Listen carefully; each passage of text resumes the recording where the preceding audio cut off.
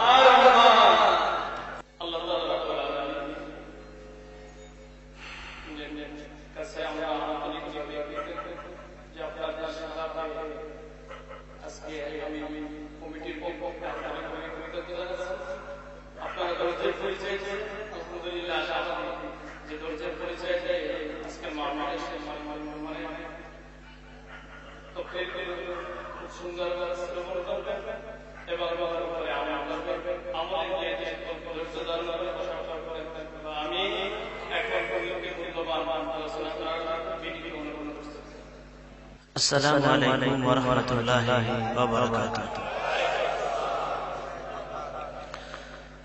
إن الحمد لله الذي خلق الإنسان والخلق جميعا والذي أخرج من الظلمات الكفر إلى النور الإيمان وهدينا النستعين وسخر لنا الشمس والقمر والنجوم والحوام ويعلم ما في الصدور والأرحام فنحمده ونستعينه ونستغفره ونعوذ بالله من شرور أنفسنا ومن سيئات أعمالنا من يهده الله فلا مضل له ومن يضلله فلا هادي له ونشهد أن لا إله إلا الله وحده لا شريك له ونشهد أن سيدنا وسندنا وحبيبنا ومولانا محمدا عبده ورسوله الذي أرسله بالحق بشيرا ونذيرا وداعيا إلى الله بإذنه وسراجا منيرا. أما بعد فقد قال الله سبحانه وتعالى في كلامه المجيد وفرقانه الحميد. সকলে জবান খুলি আমার সাথে তেলাওয়াত করুন আউযু বিল্লাহি মিনাশ শাইতানির রাজীম বিসমিল্লাহির রাহমানির রহিম আলহামদুলিল্লাহি রাব্বিল আলামিন আর রাহমানির রহিম মালিক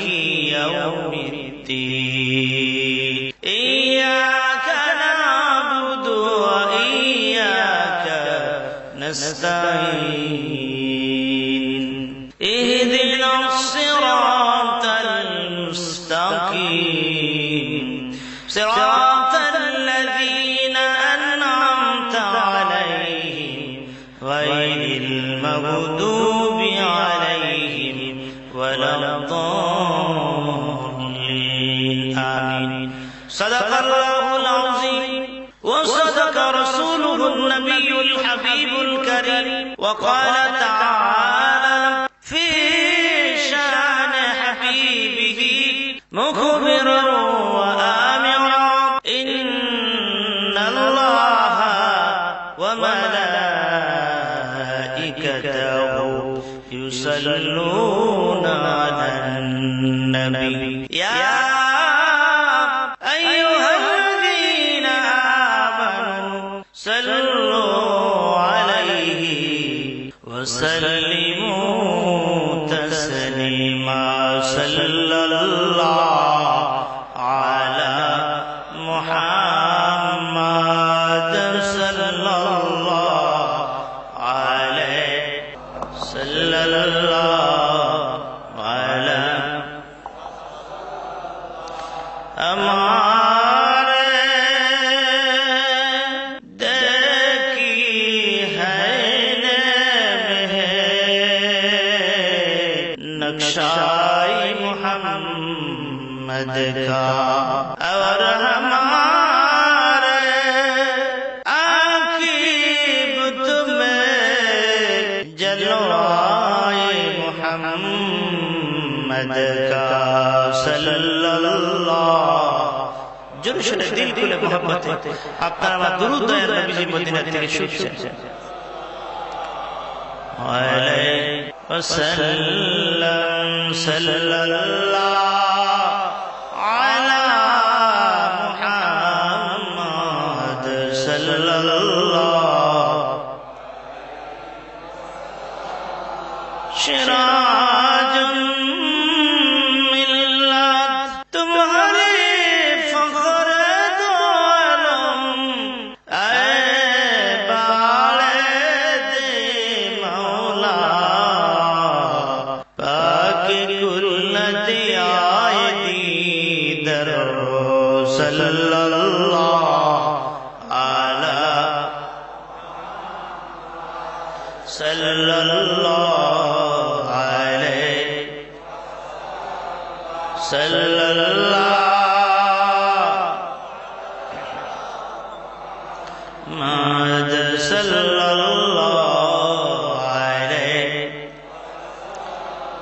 मोहब्बत जिक्र करो ला इलाहा इल्लल्लाह जोरे ला इलाहा इल्लल्लाह जोरे ला इलाहा हस्बी रब्बी जल्लल्लाह माफी कल्बी गैरुल्लाह नूर रहम ला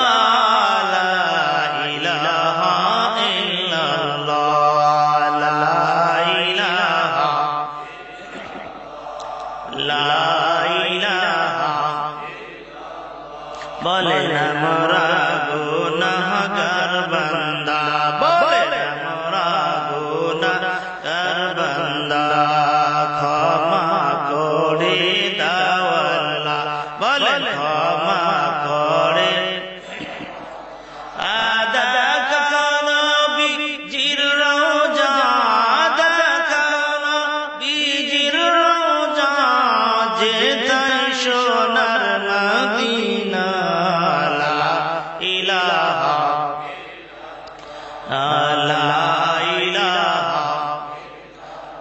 हस्बी रब्बी जल्लल्लाह माफी कल्बी गैरुल्लाह नूर रहम सल्लल्लाहु ला इलाहा বলেন বহু দূরে মদিনা বলেন বহু দূরে মদিনা কেমনে যাব জানি দয়াল আল্লাহ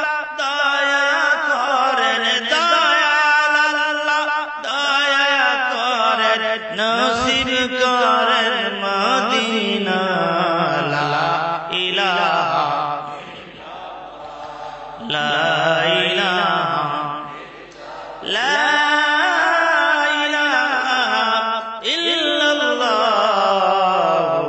মুহাম্মাদুর রাসূলুল্লাহ সাল্লাল্লাহু আলাইহি ওয়াসাল্লাম। জালকাঠি জেলার সদর জালকাঠিতে পশ্চিম কৃষ্ণকাঠি আল মদিনা জামে মসজিদ প্রাঙ্গণ বার্ষিক ঈসার সওয়াব ওয়াজ দোয়া মাহফিলের সম্মানিত সভাপতি জনাব মোহাম্মদ আনোয়ার হোসেন আনু ভাই, বিশিষ্ট ব্যবসায়ী ও সমাজসেবক। আজকের মাহফিলের বিশেষ অতিথি বিশিষ্ট ইসলামিক চিন্তাবিদ প্রখ্যাত আলেমে দ্বীন সুলুতে কণ্ঠস্বর হযরত মাওলানা আবু হানিফ নেসারী সাহেব, আরবি প্রভাষক, জালকাঠি এসএন কামিল মাদ্রাসা। আজকের মাহফিলে উপস্থিত হযরত উলামায়ে কেরাম, আমার সামনে উপবিষ্ট মুরব্বিয়ান কেরাম, যুবক ভাইরা, পর্দার আড়ালে মা ও বোনেরা, যে মহান রব্বুল আলামিন আমাদেরকে এই জান্নাতের বাগানে ঈসা আলাইহিস সালাম মাহফিলে আসার বসার সুযোগ করে দিলেন, সেজন্য মহান আল্লাহ সুবহানাহু ওয়া তাআলার দরবারে অসংখ্য অগণিত শুকর আদায় করি। আমরা সকলে পড়ছি আলহামদুলিল্লাহ, সুবহানাল্লাহ। আলহামদুলিল্লাহ বললে লাভ হয় না ক্ষতি হয়। হাদিস শরীফে আছে আল্লাহ নবী ইরশাদ করেন সুবহানাল্লাহি ওয়ালহামদুলিল্লাহি তামলাউ বাইনাল মিজান ওয়া তামলাউ বাইনাস সামাই ওয়াল আরদ। আল্লাহ পাকের কোন বান্দা যখন একবার বলে সুবহানাল্লাহ অথবা একবার বলে আলহামদুলিল্লাহ, সঙ্গে সঙ্গে আমার আল্লাহ তাআলা তার নামে জমিন থেকে শুরু করে আসমান পর্যন্ত নেকি দ্বারা ভরপুর করে দেয়। শুধু তাই নয়, এই দুনিয়ায় চিরদিন থাকা যাবে না, সকলকে দুনিয়া ছেড়ে অন্ধকার কবর দেশে চলে যেতে হবে। এই দুনিয়া থাকার জায়গা না। অনেকের বাবা চলে গেছেন, অনেকে মা চলে গেছেন, অনেকের বড় ভাই চলে গেছেন। ওই পরকালের আল্লাহর আদালতে আমাদের সকলকে হাজির হতে হবে। বিচারের দিবসে আমার আল্লাহ বিচার করবেন। তখন বিচারের সময় নেকি এবং বদী ওজন করা হবে। তখন এই সুবহানাল্লাহ আলহামদুলিল্লাহ নেকিগুলো যখন আপনার আমার নেকির পাল্লায় দিয়ে দেওয়া হবে, সঙ্গে সঙ্গে আপনার আমার নেকির পাল্লা ভারী হয়ে যাবে। যাদের নেকির পাল্লা ভারী হয়ে যাবে তাদের জায়গা হবে জান্নাতুল ফেরদাউস। কথা ঠিক কি না করে বলে? আমরা সেই জান্নাতুল ফেরদাউসে জান্নাতে আমরা যাইতে চাই কি চাই না? সবাই চায়।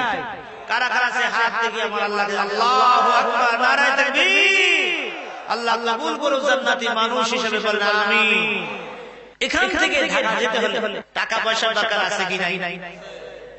ঠিক ভাবে জান্নাতে যেতে হলো আপনাকে আমাকে নেক আমল করতে হবে, জান্নাতের পাথর সংগ্রহ করতে হবে। এই দুনিয়া হলো জান্নাতের পাথর সংগ্রহ করার জায়গা। আল্লাহ নবী বলেন আদ-দুনিয়া মাজরাতুল আখিরাহ, দুনিয়া হচ্ছে আখিরাতের কামাইয়ের জায়গা। এখান থেকে পরকালের পাথর সংগ্রহ করতে হবে।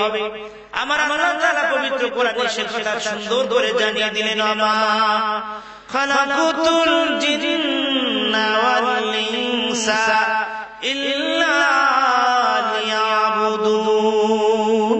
আমার আল্লাহ সুবহানাহু ওয়া তাআলা পৃথিবীর মানুষদেরকে জানিয়ে দিল, পৃথিবীর মানুষেরা তোমাদেরকে আমি সৃষ্টি করেছি উদ্দেশ্য হলো ইবাদত বন্দেগী গোলামি করার। কথা ঠিক কিনা জোরে বলে? এই পৃথিবীতে যত নবী রাসূলগণ এসেছিলেন সব নবী রাসূলগণ এই দাওয়াত আমাদের মাঝে পেশ করেছিলেন। কোরআনুল কারীম আমার আল্লাহ সুন্দর করে জানিয়ে দিলেন, ওয়ালাকাদ বা'আসনা ফি কুল্লি উম্মাতির রাসূলা আন ইবুদুল্লাহ ওয়াজতানিবুত তাগুত। আমার আল্লাহ পবিত্র কোরআনে জানিয়ে দিলেন প্রত্যেক জাতির কাছে নবী এবং পয়গম্বর আমার আল্লাহ পাঠিয়েছিলেন। সব নবী পয়গম্বরগণ এই দাওয়াত পৃথিবীর মানুষের মাঝে পেশ করেছিলেন, আনিবুদুল্লাহ, তোমরা আল্লাহর ইবাদত করো, আল্লাহর বন্দেগী করো, আল্লাহর গোলামি করো, শয়তানের পদাঙ্ক অনুকরণ পরিহার করো, আল্লাহর হুকুম মোতাবেক জীবন গড়ো। কথা ঠিক কিনা জোরে বলে? 1,00,000 মতান্তর 2,24,000 পয়গম্বর এই দাওয়াত দিয়েছিলেন, কিন্তু আজকের পৃথিবীর মানুষ আল্লাহকে ছেড়ে দিয়েছে, রাসূলুল্লাহ সাল্লাল্লাহু আলাইহি ওয়াসাল্লামের তরিকা ছেড়ে দিয়েছে, আউলিয়া কেরামের উপদেশ ছেড়ে দিয়েছে, শয়তানের তাগুতের অনুসরণ করতেছে। কথা ঠিক কিনা জোরে বলে। যার কারণে আজকের পৃথিবীর মুসলমানরা মার খাইতেছে, ফিলিস্তিনের মুসলমান মার খাচ্ছে, ইরাকের মুসলমান মার খাইতেছে, কাশ্মীরের মুসলমান মার খাইতেছে, আমাদের দেশ পার্শ্ববর্তী দেশ আরাকানের মুসলমানদেরকে মেরে মেরে শেষ করে দিল। প্রায় 10,000 মুসলমানদেরকে শহীদ করল, লক্ষ লক্ষ মুসলমানদেরকে আহত করল, কিন্তু এই মুসলমানদের পক্ষে কাউকে কোন দেশ কোন সরকারকে কথা বলতে খুঁজে পাওয়া গেল না। ঠিক কিনা জোরে বলে। হিন্দুদের কিছু হলে ভারত গরম হয়ে যায়, হিন্দুদের পক্ষে কথা বলে। খ্রিস্টানদের কিছু হলে আমেরিকা গরম হয়ে যায়, খ্রিস্টানদের পক্ষে কথা বলে। ইহুদিদের কিছু হলে ইসরায়েল গরম হয়ে যায়, ইহুদিদের পক্ষে হুঙ্কার দেয়। অথচ আমাদের পার্শ্ববর্তী দেশ আরাকানের মুসলমানদেরকে মেরে মেরে মুসলমানদের রক্তে আরাকানের নদীর পানি লাল হয়ে গেল। মুসলমানদের পক্ষে কোন দেশ কোন সরকারকে মুসলমানদের পাশে দাঁড়াতে খুঁজে পাওয়া গেল না। কথা ঠিক কিনা জোরে বলে। বন্ধুরা আমার, ভাইয়েরা আমার, মুসলমানদের কেউ নাই, কিন্তু মুসলমানদের পক্ষে কে আছে? আর ওদের বলে কে আছে?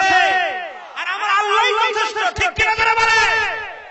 এই যে মুসলমানদের উপরে বিপদ, এই যে মুসিবত, এর কারণ আছে কি নাই? আর ওদের আছে কি নাই? আমার আল্লাহ সুন্দর করে জানিয়ে দিলেন, ظهر الفساد في البر والبحر بما كسبت أيدي الناس।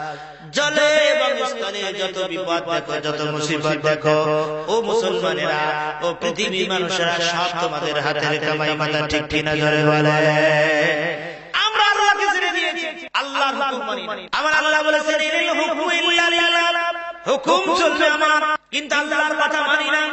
নবীর কথা, নবীর তরিকা আমরা ছেড়ে দিয়েছি। ওলিয়া উলিয়াদের মহব্বত আমরা করি না, তাদেরকে সম্মান তাজিম করি না, বরং তাদের সঙ্গে আমরা বেয়াদবি করি। এই জন্য আমাদেরকে সোচ্চার হতে হবে, এই জন্য আমাদেরকে সচেতন হতে হবে। আল্লাহর কিতাব ধরতে হবে, নবীর তরিকা ধরতে হবে, এছাড়া কোনো বিকল্প নাই। কথা ঠিক কিনা বলে।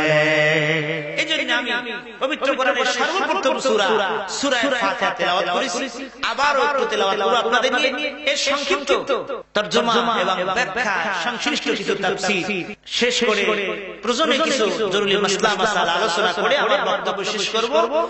একসাথে দোয়া মোনাজাত দিয়ে আমরা বিদায় হব ইনশাআল্লাহ।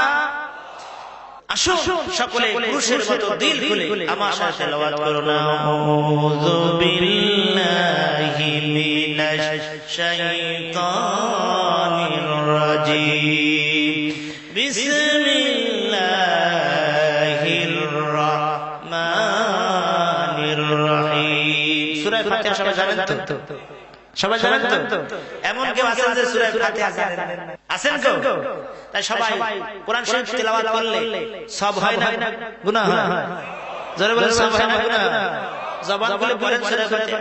আলহামদুলিল্লাহি রাব্বিল আলামিন আর রহমানির রহিম মালিকি ইয়াউমিদ্দিন ইয়্যাকা না'বুদু ওয়া ইয়্যাকা নাস্তাঈন ইহদিনাস সিরাতাল মুস্তাকিম সিরাতাল লাযীনা আন'আমতা আলাইহিম গায়রিল মাগদুবি আলাইহিম ওয়ালাদ-দাল্লিন।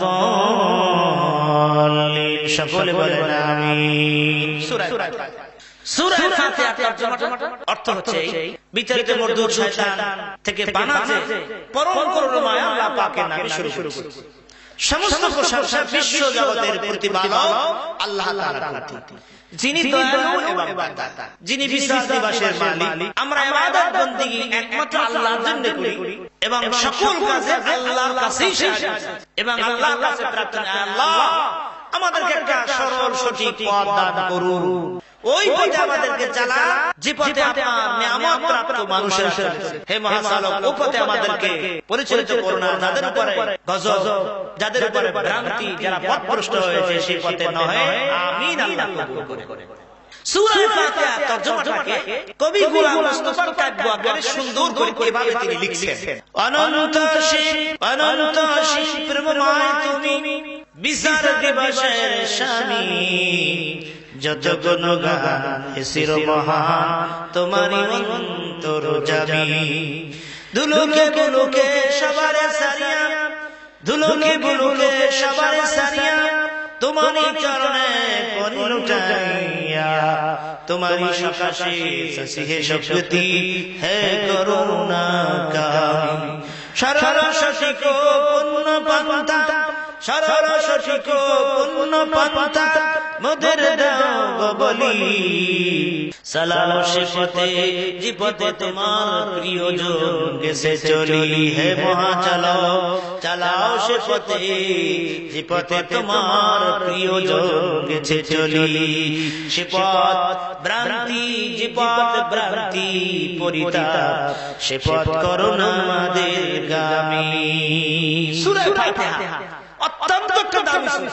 আল্লাহ নবী ইরশাদ করেন, মুসলিম শরীফের ভিতরে আছে, লা সালাতা লিমান লাম ইয়াকরা বিফাতিহাতিল কিতাব। সূরা ফাতিহা ছাড়া আল্লাহ নবী বলেছেন নামাজ হবে না। প্রত্যেক রাকাতে সূরা ফাতিহা তেলাওয়াত করা আল্লাহ তাআলার হাবিব সুন্দর করে জানিয়ে দিলেন, ওয়াজিব করে দিলেন।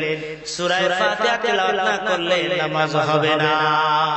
নামাজে কেরাত করা হলো ফরজ, সূরা ফাতিহা তেলাওয়াত করা হলো ওয়াজিব। আরো একটা কেরাত মিলানো কোরআনের যে কোন সূরা আল্লাহ তাআলা বলেছেন, সুন্দর করে জানিয়ে দিয়েছেন, ফাকরাউ মা তায়াসসারা মিনাল কুরআন। কোরআনের যেখান থেকে তোমার জানা থাকে সেখান থেকে তুমি তেলাওয়াত করো, হয়তো সূরা অথবা সূরার আংশিক, কমপক্ষে 3 আয়াত, বড় এক আয়াত তেলাওয়াত করা ওয়াজিব। নামাজে কেরাত করা হলো ফরজ। সূরা ফাতিহা এত দামি সূরা, এই সূরাটা আল্লাহ রাব্বুল আলামিন 2 বার নাযিল করেছেন। তাফসীরে কাশফের ভিতরে আছে, তাফসীরে বাইজাবির ভিতরে আছে। এই সূরা ফাতিহা একবার মক্কা শরীফে নাযিল হয়েছে, আবার মদিনা শরীফে নাযিল হয়েছে। বলে সুবহানাল্লাহ। ওহী হিসেবে পরিপূর্ণ সূরা হিসেবে এই সূরা ফাতিহাই সর্বপ্রথম নাযিল হয়েছে। পূর্ণ সূরা হিসেবে তাফসীরে ভিতরে আছে সূরা ফাতিহাই নাযিল হয়েছে। কিন্তু এর আগে আংশিক যেমনি সর্বপ্রথম ওহী হিসেবে নাযিল হয়েছে সূরা আলাকের প্রথম 5 আয়াত, তারপরে সূরা মুজাম্মিলের আংশিক, মুদাজ্জিরের কিছু অংশ। আল্লাহ নবী রাসূল পাক সাল্লাল্লাহু আলাইহি ওয়াসাল্লাম তিনি হেরা গুহায় তিনি ধ্যানে ইবাদত বندگিতে তিনি লিপ্ত ছিলেন। হুজুরের বয়স হয়ে গেল 40 বছর। বুখারী শরীফে কথাগুলো এভাবে আছে, কাইফা কানা আবদুল্লাহি ওয়াদার ভিতরে এভাবে আছে, আল্লাহ নবী হেরা পাহাড়ে গুহায় তিনি ধ্যানে মগ্ন ছিলেন। হুজুরের বয়স হয়ে গেল 40 বছর। আল্লাহ তাআলা ডেকে বললেন, জিবরাইল, ও জিবরাইল, ওহী নিয়ে তাড়াতাড়ি আবার বন্ধুর কাছে চলে যা। আল্লাহ নবী হেরা পাহাড়ের গুহায় তিনি ধ্যানে আছেন, ইবাদত বندگিতে লিপ্ত আছেন। প্রশ্ন আসতে পারে তিনি কেন ওই হেরা পাহাড়ের গুহায় যাইতেন? অন্য পাহাড়ের গুহায় তো আল্লাহ নবী যাইতে পারতেন, ইবাদত বندگি করতে পারতেন। বুখারী শরীফে ব্যাখ্যা গ্রন্থ উমদাতুল কারীর ভিতরে আছে, আল্লাহ নবীর দাদা আব্দুল মুত্তালিব যখন আল্লাহ নবীর ছোট বয়স 8 বছরের মতো, একদা ডেকে ডেকে বললেন, নাতি রে, ছোট্ট করে একটা উপদেশ তোমাকে দেয়া যায়। ওই যে মক্কা শরীফ থেকে 3-4 বার উত্তর দিকে একটা পাহাড় আছে, যে পাহাড়ের নাম হলো হেরা পাহাড়। প্রায় 1000 ফিট উঁচা, উঠতে গেলে প্রায় 1 ঘন্টা সময় লাগে। ওই পাহাড়ের চূড়ায় দক্ষিণমুখী সুন্দর একটা গুহা আছে। গুহার ভিতরে 4-5 জন মানুষ বসতে পারে বা দাঁড়াতে পারে, নামাজ পড়তে পারে, পরিবেশটা সুন্দর। এবং ওই গুহার ভিতরে দক্ষিণ দিকে তাকালে একটা ছিদ্র আছে, সেই ছিদ্র দিয়ে আল্লাহর ঘর কাবা শরীফ দেখা যায়। দাদা আব্দুল মুত্তালিব আল্লাহ নবীকে ডেকে বললেন, নাতি রে, যদি তুমি সুযোগ পাও তাহলে ওই পাহাড়ের গুহায় গিয়ে তুমি ইবাদত বندگি করিও। আমি ওই পাহাড়ে গুহায় ইবাদত বندگি করতাম, এবং পূর্বের নবীরা ওই পাহাড়ের গুহায় ইবাদত বندگি করতে। বলে সুবহানাল্লাহ। তাই দাদা নসিহত মোতাবেক আল্লাহ নবী ওই পাহাড়ের গুহায় ধ্যানে মগ্ন আছে। রমজান মাস 27 তারিখ কদরের রাত, গভীর রাত। আল্লাহ তাআলা জিবরাইলকে বললেন, জিবরাইল রে, আমার বন্ধুর কাছে ওহী নিয়ে হাজির হয়ে যা। জিবরাইল মানুষের বেশে আল্লাহ নবীর দরবারে হাজির হয়ে গেলেন। এসে বললেন, ইয়া রাসূলুল্লাহ, ইয়া হাবিবাল্লাহ, ইকরা। হুজুর আপনি তেলাওয়াত করুন, আপনি পড়ুন। আমার নবী জবাব দিলেন, আনা বেকার, আমি তো পড়াশোনা জানি না। কারণ আল্লাহ নবী কোন বিশ্ববিদ্যালয়, কোন কলেজে, কোন মাদ্রাসায় তিনি পড়াশোনা করেন নাই। কারণ হলো পৃথিবীর মহান শিক্ষক যিনি হবে, তিনি কার কাছে শিখবেন? এজন্য আমার আল্লাহ নিজে তার বন্ধুকে শিক্ষা দিলেন। আর আমার নবী জানিয়ে দিলেন, আনা বুইস্তু মুআল্লিমা, আমি পৃথিবীতে শিক্ষক হিসাবে পরিণত হয়েছি। চিৎকার দিয়ে বলুন সুবহানাল্লাহ। শুধু তাই না, আমার নবী বলে, উতিতুল ইলমা মিনাল আউয়ালিন ওয়াল আখিরিন, পূর্ব থেকে শুরু করে কিয়ামত পর্যন্ত যত জ্ঞান ভান্ডার সব আমার আল্লাহ আমাকে দান করেছে। আমার নবী বলেন, আনা বেকারি, আমি তো পড়াশোনা জানি না। জিবরাইল হুজুরকে ধরলেন। একথা হুজুর কেন বললেন, আমি পড়াশোনা জানি না? অর্থাৎ হুজুর কি করবে, এই জন্য তিনি কথা বললেন। জিবরাইল হুজুরকে চাপ দিলেন, ছেড়ে দিলেন। আর এই চাপের ভিতরে শরিয়াত, ইলমে মারিফাত, আল্লাহর পক্ষ থেকে যা যা দরকার সব আল্লাহ পাকের পক্ষ থেকে জিবরাইল আমার নবীকে দান করে দিলেন, ছেড়ে দিলেন। জিবরাইল তেলাওয়াত করা শুরু করলেন, বিসমিল্লাহির রাহমানির রাহিম, ইকরা বিসমি রাব্বিকাল্লাযী খালাক, খালাকাল ইনসানা মিন আলাক, ইকরা ওয়া রাব্বুকাল আকরামুল্লাযী আল্লামা বিল কলম, আল্লামাল ইনসানা মা লাম ইয়ালাম।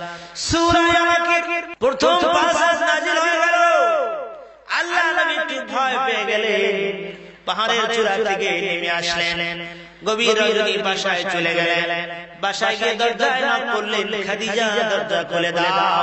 সঙ্গে সঙ্গে উম্মুল মুমিনিন হযরত খাদিজা কুবরা রাদিয়াল্লাহু তাআলা আনহা দরজা খুলে দিলেন। ডেকে ডেকে বলেন, প্রাণের শেষে গো, কোনদিন এইভাবে গভীর রাতে আপনি আসেন না, আজকের কেন গভীর রাতে আসলেন? আমার নবী বলেন, খাদিজা রে, আমার গায়ে জ্বর উঠে গেছে, তাড়াতাড়ি কম্বল দিয়ে আমাকে জড়ায় দাও, কম্বল দিয়ে আমাকে জড়ায় দাও। কম্বল দিয়ে জড়ায় দিলে আর খাদিজাতুল কুবরা রাদিয়াল্লাহু তাআলা আনহা আল্লাহ নবীর মাথার কাছে বসে বসে বলতেছে, প্রাণের স্বামী গো, কি হয়েছে আমার কাছে খুলে বলে। নবীজি বলে, খাদিজা রে, আল্লাহর পক্ষ থেকে আমার উপর ওহী নাযিল করা হয়েছে, আর এই কারণে আমি থরথর করতে, আমার শরীর কাঁপতেছে, আমার জীবনে আশঙ্কা আমি মনে করতেছি।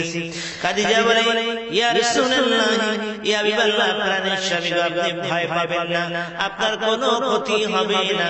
জোরে জোরে বলবো সুবহানাল্লাহ। এরপরে কিছুদিন ওহী বন্ধ, ওহী নাযিল হয় না। এরপরে আল্লাহ নবী অস্থির হয়ে গেল, কেন ওহী নাযিল হয় না, কেন কোরআন নাযিল হয় না? তাই আল্লাহ নবী অস্থির হয়ে কি করতে বিমন। একদা দুই পাহাড়ের মাঝখানে যেই পথ, এই পথটাকে বলা হয় গিরিপথ। ওই গিরিপথ দিয়ে আল্লাহ নবী যাচ্ছে, এমন সময় আওয়াজ শুনতে পান, কে যেন ডেকে ডেকে বলতেছে, ইয়া মুহাম্মাদ, ইয়া মুহাম্মাদ। আল্লাহ নবীর আওয়াজ শুনে পিছনের দিকে তাকাইলে কাউকে দেখতে পেলেন না, সামনে তাকাইলেন কাউকে দেখতে পেলেন না, ডানে বামে তাকাইলেন কাউকে তিনি দেখতে পেলেন না। আসমানের দিকে তাকাইলে আল্লাহ নবী তাকিয়ে দেখেন, ওই যে হেরা পাহাড়ের গুহায় এসেছিল জিবরাইল, সেই জিবরাইল ফেরেশতা আসমান এবং জমিনের মাঝখানে শাহী সিংহাসনে কুরসিতে বসা। ডেকে বলে, ইয়া মুহাম্মদ, আপনি তেলাওয়াত করুন, বিসমিল্লাহির রাহমানির রাহিম, আলহামদুলিল্লাহি রাব্বিল আলামিন, চিৎকার দিয়ে বলুন সুবহানাল্লাহ। সূরা ফাতিহার অনেক নাম, তাফসীরের ভিতরে আছে অনেকগুলো নাম।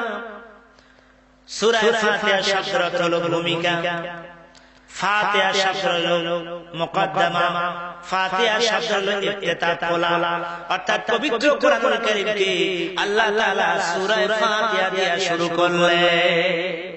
কেন শুরু করলেন? তাফসীরের ভিতরে আছে, তাওরাতের ভিতরে যত কথা আছে, ইনজিলের ভিতরে যত কথা আছে, জাবুরের ভিতরে যত কথা আছে এবং কোরআনুল কারীমের ভিতরে যত কথা আছে, এই সমস্ত প্রধান চারখানা ধর্মীয় শ্রেষ্ঠ কিতাবের ভিতরে যত কথা আছে, সব কথাগুলো আল্লাহ তাআলা সূরা ফাতিহার ভিতরে সংক্ষেপে ফাতিহার ভিতরে আল্লাহ তাআলা দিয়া দিয়েছে। অর্থাৎ সূরা ফাতিহা যদি ব্যাখ্যা করা হয়, সূরা ফাতিহা যদি তাফসীর করা হয়, তাহলে 30 পারা কোরআন হয়ে যায়। আর 30 পারা কোরআনের যদি সংক্ষিপ্ত করা হয়, সারমর্ম বের করা হয়, তাহলে সূরা ফাতিহা হয়ে যায়। এই সূরার অনেক নাম, আমার কাছে একটা নাম খুব পছন্দ হয়েছে, তা হচ্ছে এই সূরার নাম হলো শিফাউল লিকুল্লি দা। সূরা ফাতিহা হলো সমস্ত রোগের মহা ঔষধ। বুখারী শরীফ থেকে শুনাচ্ছি সহিহ হাদিস, আল্লাহ নবীর দল সাহাবায়ে কেরাম কাফেলা, তারা এক এলাকা থেকে অন্য এলাকায় সফর করতেছিলেন। এমন সময় বিকাল হয়ে গেল, একটু বিশ্রামের জন্য তারা তাঁবু গাড়লেন, আরাম ফরমাচ্ছিলেন সাহাবায়ে কেরাম। হঠাৎ করে এলাকা থেকে একটা মেয়ে দৌড়ে আসলো, এসে বললেন, আমাদের সর্দারকে সাপে কাটছে। আপনাদের ভিতরে এমন কেউ আছে যিনি সাপে কাটা রোগী ঝাড়তে পারে? উপস্থিত সাহাবায়ে কেরামের ভিতরে এমন কেউ ছিল না যিনি সাপে কাটা রোগী ঝাড়তে জানে। একজন সাহাবী খুব চালাক বুদ্ধিমান, সে দাঁড়িয়ে বলেন, আমি জানি সাপে কাটা রোগী ঝাড়ার মন্ত্র দোয়া। চলেন, নিয়ে গেল, যাওয়ার পর এরপর বলতেছেন, আমি এই সাপে কাটা রোগী ঝাড়বো, যদি সুস্থ হয়ে যায় তাহলে আমাকে 30টা বকরি দিতে হবে। আজকের কিছু নামধারী আলেম ওলামা আছে, তারা বলে ঝাড় ফুঁক নাকি জায়েজ নাই, তাবিজ কয়েক সেরে বেদাত বলে একদম নাস্তানাবুদ করে ফেলেছে। কথা ঠিক কিনা বলে? আর খুব বুখারী শরীফের ভিতরে ঝাড় ফুঁকের কথা। বন্ধুরা, ওই সাহাবী গেলেন, এরপর আমি ঝাড়বো, এতে যদি রোগী সুস্থ হয়ে যায় আমাকে 30টা বকরি দিতে হবে।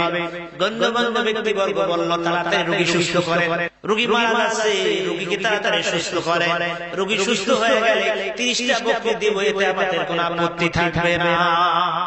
ওই সাহাবী সূরা ফাতিহা তেলাওয়াত করে ঝাড় ফুঁক শুরু করলেন। কিছু সময়ের ভিতরে সাপে কাটা রোগী সুস্থ হয়ে গেল। আমার দেন 30টা বকরি দে, 30টা বকরি নিয়ে গেল। এখন সাহাবায়ে কেরাম চিন্তা করতেছে, যেইভাবে চালাকি কইরা বকরি আনা হইছে, এটা খাওয়া জায়েজ হবে? সকল সাহাবায়ে কেরাম বললেন, চলো আল্লাহ নবীর দরবারে যাই। আল্লাহ নবীর দরবারে গিয়ে আমরা এর ফয়সালা জানি, কারণ আল্লাহ নবী স্বয়ং তখন আছেন দুনিয়ায়। ওই সাহাবায়ে কেরাম 30টা বকরি নিয়ে আল্লাহ নবীর দরবারে চলে গেলেন, ঘটনা বর্ণনা করলেন। আল্লাহ নবী বলেন, বকরি আমাকে দাও এবং তোমরাও খাও। জোরে বলেন সুবহানাল্লাহ।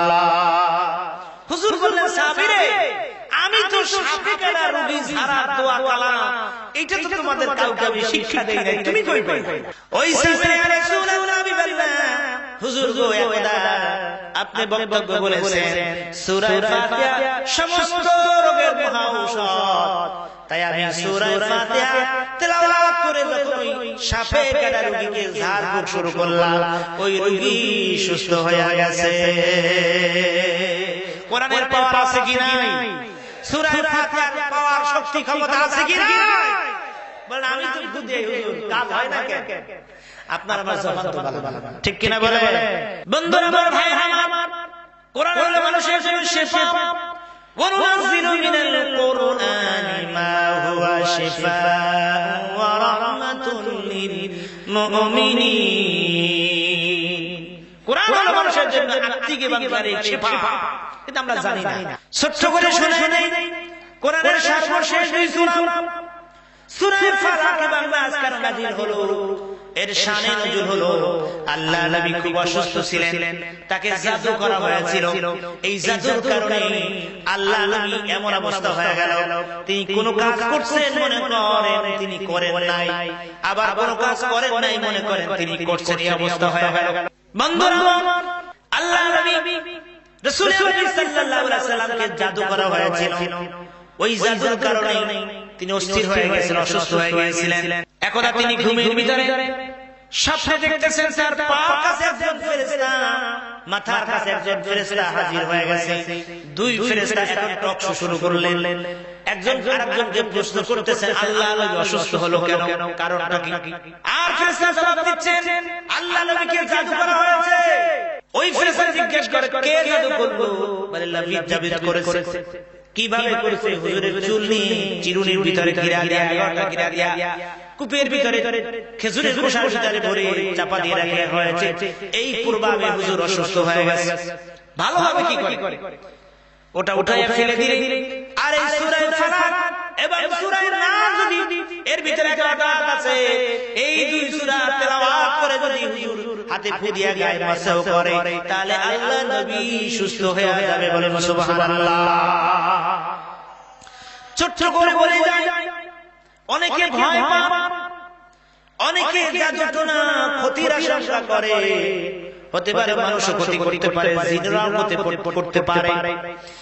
আল্লাহ বলেছে সূরা ফালাক এবং সূরা নাস সকাল সন্ধ্যা তেলাওয়াত করে হাতে ফু দিয়া গায়ে মাসাও করবে, তার জাদুটোনা তার কোনো ক্ষতি করতে পারবে না। জোরে বলে সুবহানাল্লাহ। বন্ধুরা, সূরা ফাতিহার এত ফজিলত আল্লাহ নবীর শেষ করে যে ব্যক্তি সূরা ফাতিহা একবার তেলাওয়াত করবে, আমার আল্লাহ তাআলা খুশি হয়ে তার আমলনামায় 15 পারা কোরআন শরীফ তেলাওয়াত করলে যত সওয়াব হবে, সেই পরিমাণ সওয়াব আপনার আমার আমলনামায় আল্লাহ তাআলা লিখে দেন। শুধু তাই না, আল্লাহ নবী বলেন কেউ যদি 2 বার সূরা ফাতিহার হামদুল সূরাটা তেলাওয়াত করে, আমার আল্লাহ তাআলা খুশি হয়ে তার আমলনামায় এক খতম কোরআনের সওয়াব তার আমলনামায় আল্লাহ পাক দান করে দেয়। সংক্ষেপের ভিতরে কত সওয়াব সূরাটা জানি, কিন্তু আমরা তেলাওয়াত করি না।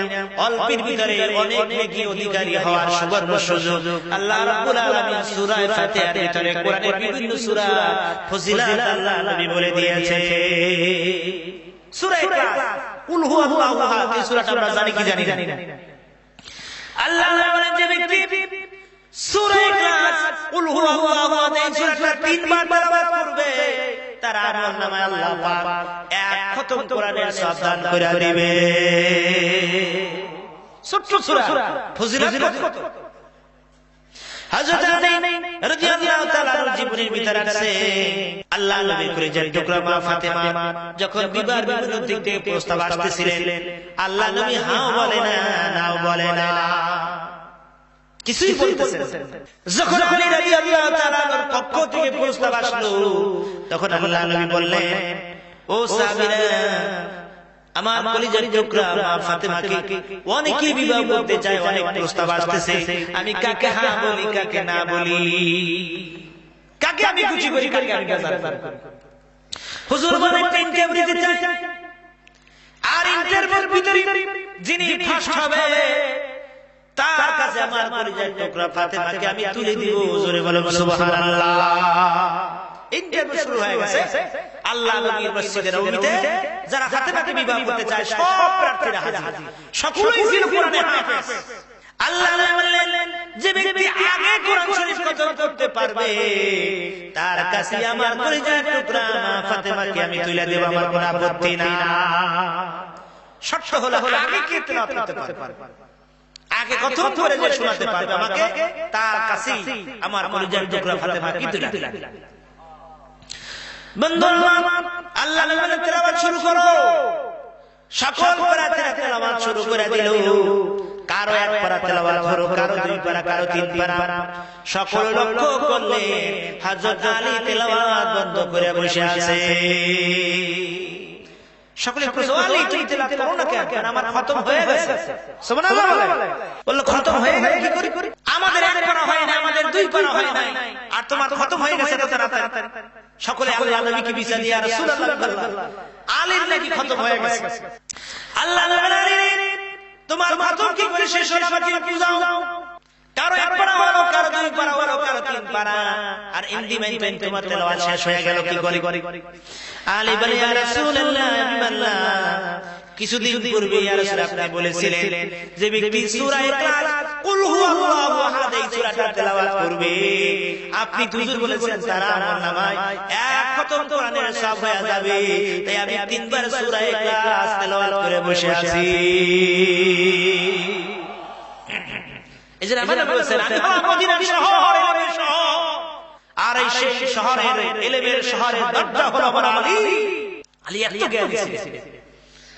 একদিন আল্লাহ নবী সাহাবা কেরামদেরকে নিয়ে হুজুর খেজুর খাচ্ছিলেন। আল্লাহ নবী খেজুরগুলো খেয়ে খেয়ে খেজুরের বীজগুলো আলীর সামনে ফেটেছে। সুবহানাল্লাহ। খেজুর খাওয়া শেষ, আল্লাহ নবী সাহাবাদেরকে প্রশ্ন, সাহাবীরা বলো তো খেজুর বেশি খাইছে কে? সাহাবায়ে কেরাম কিছু বলে না। আমার নবী বলে ও সাহাবীরা তোমাদের চোখ নাই? যার সামনে বিসি বেশি সেই খেজুর বেশি খাইছে। কারণ আলীর কাছে আলীর বিসি এবং আল্লাহর হাবিবের বিসি দুইজনের জমা বেশি। এবার আলী বলে ও সাহাবীরা শোনো, এমন কিছু মানুষ আছে যারা বিসি সহকারে খেজুর খাইয়া হালাল। অর্থাৎ আল্লাহ নবীর সামনে যে বিসি নাই, এইজন্য হুজুরকে টার্গেট করে বলেন এমন কিছু লোক আছে যারা বিসি সহকারে খেজুর খাইয়া হালাল। বিসি কোথায়? সুবহানাল্লাহ। বর্তমান যুগ হলো ডিজিটাল যুগ, আধুনিক যুগ। মানুষ সর্বদাই অল্পের ভিতরে অধিক থেকে অর্জন করতে চায়। পূর্বের লোকেরা, পূর্বের নবীর উম্মতেরা অনেক অনেক হায়াত তারা পেয়েছিলেন। কেউ 500 বছর, কেউ 700 বছর, কেউ 1000 বছর। বাদশাহ যুলকারনাইন 1600 বছর এই দুনিয়াতে তিনি জীবিত ছিলেন। জোরে জোরে বলেন সুবহানাল্লাহ। আমাদের বয়স 50 বছর, 60 বছর, 70, 80, 90, 100 খুব কম।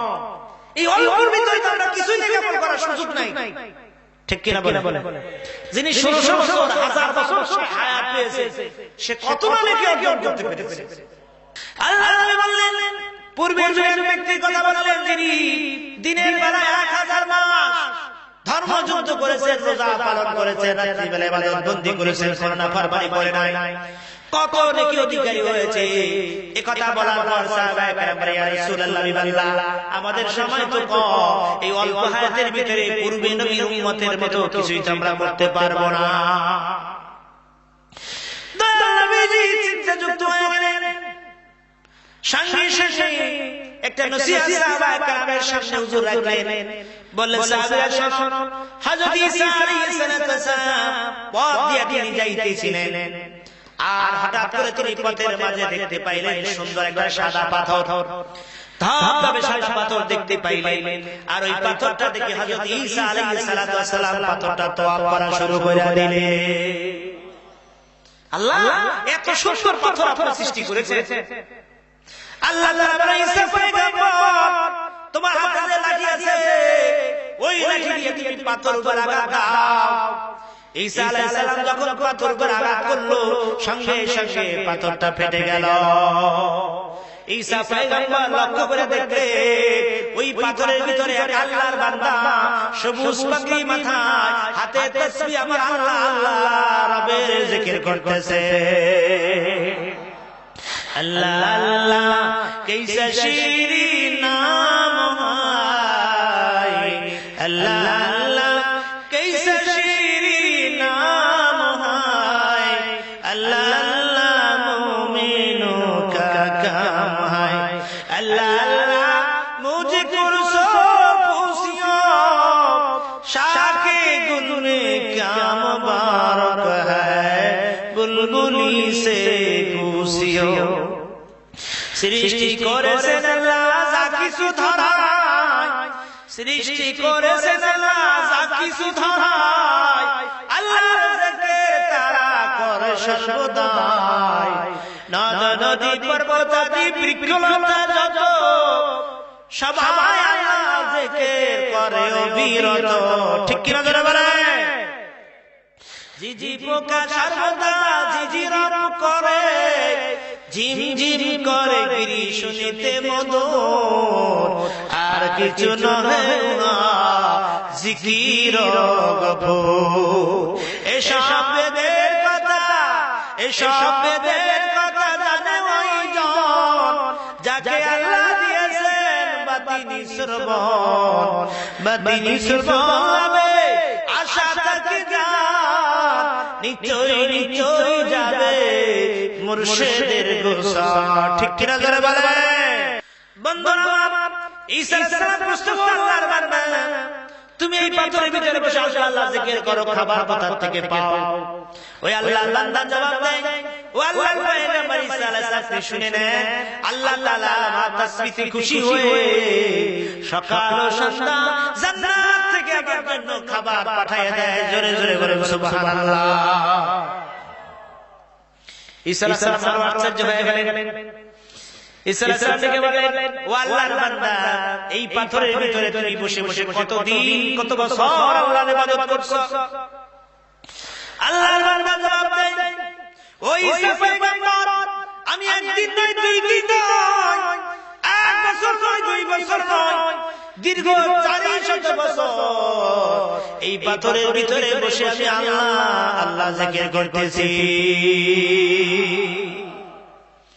ঈসা আলাইহিস সালাম আশ্চর্য হয়ে গেলেন, 400 বছর লোকটা আল্লাহর ইবাদত বন্দেগী করে কত না আল্লাহর নৈকট্য অর্জন করতে পারে। আল্লাহ লিখে রেখে ঈসা পয়গম্বর শুনে নাও, আমার আখিরি নবী, আমার শেষ নবী, আমার হাবিব, আমার বন্ধু নবী মুহাম্মদ রাসূলুল্লাহ সাল্লাল্লাহু আলাইহি সাল্লামের উম্মতরা যদি 2 রাকাত নফল নামাজ পড়ে, তাহলে আল্লাহ পাক বলে আমি খুশি হয়ে ওই আমার বান্দা তারে 14 বছর ইবাদত কইরা যত নৈকট্য অর্জন করতে না পেরেছে, তার চাইতে বেশি আমার আখির নবীর উম্মতেরা যদি 2 রাকাত নফল নামাজ পড়ে, তাহলে তাদের উপরে আমি আল্লাহ এর চাইতে বেশি খুশি হয়ে যাব। আর জোরে বলেন সুবহানাল্লাহ। আল্লাহর নবী, মায়ার নবী গো, আপনি নবী আমার জীবনের জীবন। আল্লাহর নবী, মায়ার নবী গো, আপনি নবী আমার জীবনের জীবন। রাহমাতাল লিল আলামিন, বলে রাহমাতাল লিল আলামিন, আপনি উম্মতের জাবিন, গুনাহগার উম্মতের ফরজ। আল্লাহর নবী, মায়ার নবী গো, আপনি নবী আমার জীবনের জীবন। রাহমাতাল লিল আলামিন, বলে রাহমাতাল লিল আলামিন, আপনি উম্মতের জাবিন, গুনাহগার উম্মতের আপনজন। যে দেখিল একবার স্বপ্নে, বলে যে দেখিল একবার স্বপ্নে, ভুলে না আর জীবনে, দিবানিশি জপে আপনার নাম। আল্লাহর নবী, মায়ার নবী গো, আপনি নবী আমার জীবনের জীবন। আপনি নবী আমার জীবন সাথী, অন্ধকার কবরের বাতি। আপনি নবী আমার জীবন সাথী, অন্ধকার কবরের বাতি। আপনি নবী আমার নির্দন নির্ধন। আল্লাহর নবী, মায়ার নবী গো, আপনি নবী আমার জীবনের জীবন। ঠিক ঠিক না বলে? নবীর খাতিরে আল্লাহ তাআলা ওয়ালফের ভিতরে অনেক নেকি অর্জন করার সুবর্ণ সুযোগ আল্লাহ আমাদেরকে দান করেছেন। চিৎকার দিয়ে বলেন সুবহানাল্লাহ। বন্ধুরা, পবিত্র কোরআনের সর্বপ্রথম সূরা সূরা ফাতিহাকে আল্লাহ পাক কিভাবে শুরু করলেন দেখে কোরআনুল কারীম আল্লাহ শুরু করতেছেন এভাবে বিসমিল্লাহির রাহমানির রহিম। শুরু হয়ে গেল কোরআনের তাফসীর ভিতরে আছে এই বিসমিল্লাহটা সূরা ফাতিহার অংশ বলা হয়েছে, আবার কেউ কেউ বলছে এটা অংশ নয়, কিন্তু এই বিসমিল্লাহির রহমানির রহিম এটা কোরআনের আয়াত সূরা নাম। কোরআনুল কারীমের সব সূরা বিসমিল্লাহির রহমানির রহিম দিয়ে শুরু করা হয়েছে, তবে এক সূরা বাদ, সেই সূরার নাম হলো সূরা তাওবা। ওই সূরা শুরুতে বিসমিল্লাহ নাই, বাকি 113 সূরা শুরুতে আল্লাহ রাব্বুল আলামিন বিসমিল্লাহ যোগ করে দিলেন। চিৎকার দিয়ে বলেন সুবহানাল্লাহ। এর কারণ কি? এর ব্যাখ্যা তাফসীর কি? তাফসীরের ভিতরে 30 পারা কোরআনের ভিতরে যা আছে, সূরা ফাতিহাতে আছে, সূরা ফাতিহা যা আছে, বিসমিল্লাহির রহমানির রহিমের ভিতরে তা আছে। চিৎকার দিয়ে বলেন সুবহানাল্লাহ। বিসমিল্লাহির রহমানির রহিমের ব্যাখ্যা যদি তাফসীর করা হয় সূরা ফাতিহা, সূরা ফাতিহা তাফসীর ব্যাখ্যা করে 30 পারা কোরআন হয়ে যায়। অর্থাৎ সূরা ফাতিহা যা আছে এই বিসমিল্লাহর ভিতরে তা আছে। শুধু তাই নয়, বিসমিল্লাহর ভিতরে যা আছে, বিসমিল্লাহর শুরুতে যে বা অক্ষরটা আছে ওই বা অক্ষরের ভিতরে তা আছে। চিৎকার দিয়ে বলেন সুবহানাল্লাহ। বিসমিল্লাহ শুরু করলে আল্লাহ বা শব্দ দিয়া, ঠিক কি না? কিন্তু আরবি শব্দের প্রথম অক্ষর হলো আলিফ, ইংরেজি প্রথম শব্দ হলো এ, বাংলার প্রথম স্বর ওয়া, ওয়া বা আ বা আলিফ একই কাছাকাছি। আল্লাহ রাব্বুল আলামিন ভাষায় কোরআন নাযিল করলেন, আর শুরুতেই আলিফ দিয়ে তো শুরু করা উচিত ছিল, কেন আল্লাহ তাআলা আলিফ দিয়ে শুরু করলেন না? মুফাসসিরিন কেরাম ব্যাখ্যা লিখতে গিয়ে বলেন, আল্লাহ রাব্বুল আলামিন যখন সমস্ত মানুষের রূহ সৃষ্টি করলেন, নবী পয়গম্বর সাহাবায়ে কেরামের রূহ সৃষ্টি করলেন, সমস্ত রূহের সামনে আল্লাহ পাকে আল্লাহর নামে বসলেন। আল্লাহ রাব্বুল আলামিন রূহদের সামনে ওয়াজ করা শুরু করলেন। আর বক্তব্য দিতে গিয়ে আল্লাহ তাআলা ওয়াজ করা শুরু কি সমস্ত রূহদেরকে লক্ষ্য করে আল্লাহ তাআলা প্রশ্ন করলেন, আলাস্তু বিরাব্বিকুম, ও রূহরা তোমরা জবাব দাও, আমি কি তোমাদের পূর্ব নহি? সমস্ত নবী পয়গম্বর রূহরা হাজির, কেউ কোনো কথা বলে না। আপনার নবী আমার নবী সর্বপ্রথম জবাব দিলেন বালা, অবশ্যই আল্লাহ আমাদের পূর্ব, আপনি এতে আমাদের কোনো সন্দেহ না।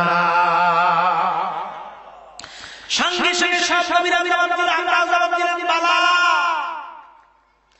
ওই মজলিসে হিন্দুদের রূহ ছিল, খ্রিস্টানের রূহ ছিল, ইহুদির রূহ ছিল, পৃথিবীর যত মানুষ সমস্ত মানুষের রূহ ছিল, তারাও কিন্তু বলেছিল বালা, আল্লাহ আপনি আমাদের রব। কিন্তু দুনিয়ায় এসে তারা আমাদের আল্লাহকে ভুলে গেছে, ঠিক কিনা বলে?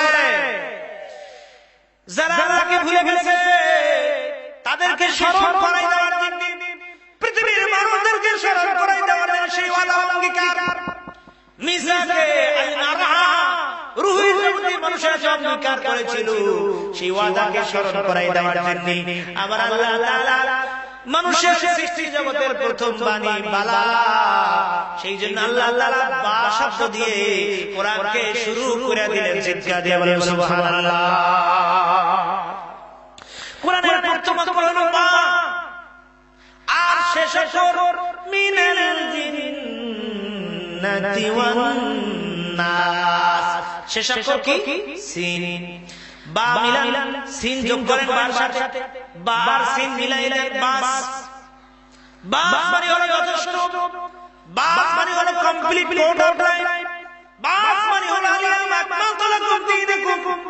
আল্লাহ তাআলা এই দ্বীন ইসলামকে, কোরআনকে আল্লাহ তাআলা পৃথিবীর মানুষের মাঝে পরিপূর্ণ করে দিলেন। এর ভিতরে কোনো কথা বাদ নাই। তিবিয়ানান লিকুল্লি শাই হুদা ওয়া রাহমাতান ওয়া বুশরা লিল মুসলিমিন। কোরআনের ভিতরে রহমত, কোরআনের ভিতরে বরকত, কোরআনের ভিতরে সমস্ত সমস্ত কিছুই বলো না, মুসলমানদের জন্ম থেকে শুরু করে মৃত্যু পর্যন্ত পারিবারিক, সামাজিক, অর্থনৈতিক, রাজনৈতিক, আন্তর্জাতিক, আভ্যন্তরীণ যত সমস্যা, সব সমস্যা কোরআনের ভিতরে আছে কিনা? আর যারা আছে কিনা? বন্ধুরা আমার, আপনি যদি কোরআনকে মানেন, কোরআনের কথাগুলো যদি মানেন, কথাগুলো যদি আমল করেন, লাভ কি হবে, ফায়দা কি হবে? সঙ্গে সঙ্গে আমার আল্লাহ ফায়দাও জানাই দিলেন, ফাতাবিয়া হুদায়া ফালা খাউফুন আলাইহিম ওয়ালা হুম ইয়াহজানুন। যারা কোরআনকে মানবে, কোরআনের নসিহতগুলো যারা জীবনের প্রত্যেকটা ক্ষেত্রে আমল করবে, আমার আল্লাহ জানাই যে তাদের কোনো ভয় নাই, তাদের কোনো চিন্তা নাই, দুনিয়ার কোনো ভয় নাই, কবরের ভয় নাই, হাসরের ভয় নাই। ইন্নাল্লাযীনা আমানু ওয়া আমিলুস সালিহাতি কানাত লাহুম জান্নাতুল ফিরদাউসি নুজুলা। আমার আল্লাহ বলে আমি তাদের জন্য জান্নাতুল ফিরদাউস তৈরি করি, তাদের জন্য অপেক্ষা করতেছে জান্নাতুল ফিরদাউস। বলেন সুবহানাল্লাহ। বন্ধুরা আমার, ভাইরা আমার, কোরআনুল কারীম আল্লাহ তাআলা পৃথিবীর মানুষের জন্য কমপ্লিট করে দিলেন। আর শুরু করলেন, দেখেন বিসমিল্লাহ দ্বারা শুরু করলেন। অন্য কোন বাক্য দিয়েও আল্লাহ তাআলা কোরআন শুরু করতে পারতেন কি পারতেন না? জোরে বলেন। এই বিসমিল্লাহর ভিতরে কত বরকত। আজকে বিসমিল্লাহ আমাদের আমল নাই। বিসমিল্লাহির রহমানির রহিম খাবার শুরুতে আমাদের বলতে মনে থাকে না? মনে থাকে? জোরে মনে থাকে? কাজের শুরুতে আমরা বিসমিল্লাহির রহমানির রহিম বাক্যটা তেলাওয়াত করি না? অথচ এর ভিতরে কত বরকত। আল্লাহ বলেন কুল্লু আমরিন ইবাদাত বিসমিল্লাহ ওয়াবতার। যে ব্যক্তি যেই কাজ যেই করবে বিসমিল্লাহির রহমানির রহিম কে তেলাওয়াত করবে না, তার সেই কাজে সেই কর্মে কোনো বরকত হবে না। হযরত নূহ আলাইহিস সালামের জীবনের ভিতরে আছে, তিনি জাহাজ তৈরি করতেছিলেন আল্লাহর নির্দেশে, কিস্তি বানাচ্ছিলেন, বিশাল জাহাজ। এক পর্যায়ে তক্তার কিছু টান পড়ে গেল, আর কিছু তক্তার প্রয়োজন।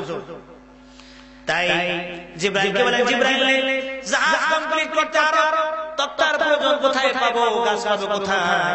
জিবরাইল বলে, ও আল্লাহর পয়গম্বর নূহ, ওই যে সাগরের কানায় একটা বিশাল গাছ আছে, ওই গাছটা কেটে এনে তক্তা বানিয়ে জাহাজ কমপ্লিট করে। নূহ আলাইহিস সালাম বলেন, এত বড় গাছ কি করে আনবো, কাঠ আনবো? জিবরাইল বলেন, আপনার এলাকায় এক যুবক আছে, যার নাম হলো উস, ওকে গিয়ে বলেন যে উসরে ওই গাছটা কেটে এনে দে। তাই নূহ আলাইহিস সালাম উসকে গিয়ে বলে, উসরে গাছটা কেটে এনে দে। উস বলল, গাছ কেটে এনে দিতে পারে, আমার আপত্তি নাই, কিন্তু আমাকে এক বেলা সকালে নাস্তা খাওয়াতে হবে।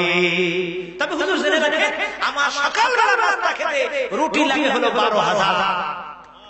কয় হাজার রুটি? 12,000 রুটি লাগে, আর একটা উটের অর্ধেক গোশত আমার লাগে। ঠিক আছে, দিব, যাও গাছটা কেটে নিয়ে আসো। ও চলে গেল গাছ কাটতে, অনেক কষ্ট করে গাছটা কেটে নিয়ে আসলেন। এরপরে আল্লাহর পয়গম্বর নূহ আলাইহিস সালামকে বলে, হুজুর আমি গাছ কেটে নিয়ে দিয়েছি, কাজ কমপ্লিট, এবার আমার নাস্তা দেন। আল্লাহর পয়গম্বর নূহ আলাইহিস সালাম উসের সামনে মাত্র 3খানা রুটি দিলে। উস বলে, হুজুর আমি বলছি না আমার 12,000 রুটি লাগে, একটা উটের অর্ধেক গোশত লাগে, আর আপনি আমাকে ওই 3খানা রুটি দিলেন, আমার তো পেটে কোনায় হবে। আল্লাহ নূহ আলাইহিস সালাম বলেন, আমি একটা দোয়া শিখাই, এই দোয়াটা তেলাওয়াত করো, বিসমিল্লাহির রহমানির রহিম। এই দোয়া তেলাওয়াত করো, এরপর তুমি খাবার শুরু করো, তোমার যত রুটি লাগে আমি দেব, আমার কোনো আপত্তি না। উস বলে, আমি বিসমিল্লাহ বলে আল্লাহর নামে একখানা রুটি যখন খাই না, খেতে না খেতে আমার পেট ভরে গেল। নূহ আলাইহিস সালাম বলে, খাও না, আরো 2খানা বাকি আছে, হুজুর পেট তো ভরে গেছে, খাও। আর আবার খাই নাই, দেড়টা রুটি খাওয়ার পর উস বলে, হুজুর আমার গলা পর্যন্ত হয়ে গেছে, আর এক লোকমা দেওয়ার ক্ষমতা আমার না। তাহলে বিসমিল্লাহির রহমানির রহিম বরকত আছে কিনা? জোর আছে কিনা? বন্ধুরা আমার, ভাইরা আমার, আপনি যদি বিসমিল্লাহির রহমানির রহিম আমল করেন, সর্বপ্রথম আল্লাহ রাব্বুল আলামিন সবচাইতে দামি সব জায়গায় দামি শরবত ওই মাহশারের ময়দানে আল্লাহ রাব্বুল আলামিন আপনার আমার নসিব কইরা দিবে। আল্লাহ মিরাজে গেলেন, আল্লাহ তার বন্ধুকে জান্নাত দেখাইলেন, জাহান্নাম দেখাইলেন, সব কিছু পরিপূর্ণ করলেন, সব কিছু দেখালেন। আল্লাহ রাব্বি বলে এক পর্যায়ে আমি হাউজে কাউসার দেখতে গেলাম, আর হাউজে কাউসার দেখতে গিয়ে দেখি হাউজে কাউসারের দরজায় বড় একটা তালা লাগানো। আমি বললাম ও জিবরাইল, হাউজে কাউসার দেখতে আসছি, ভিতরে প্রবেশ করব কি করে? দরজাটা বড় একটা তালা লাগানো, চাবি কোথায়? জিবরাইল বলে ইয়া রাসূলুল্লাহ, ইয়া হাবিবাল্লাহ, চাবি তো হুজুর আপনার কাছে। আল্লাহ ও জিবরাইল, আমি তো মক্কা থেকে ঘুরে এসেছি, আমি তো হাউজে কাউসারের চাবি আনি না, কোথায় চাবি? কি চাবি আমাকে বুঝাও। জিবরাইল বলে ইয়া রাসূলুল্লাহ, ইয়া হাবিবাল্লাহ, হুজুর গো, তেলাওয়াত করে ওই হাউজে কাউসারের তালায় হাত দেন, দেখবেন তালাটা খুলে যাবে।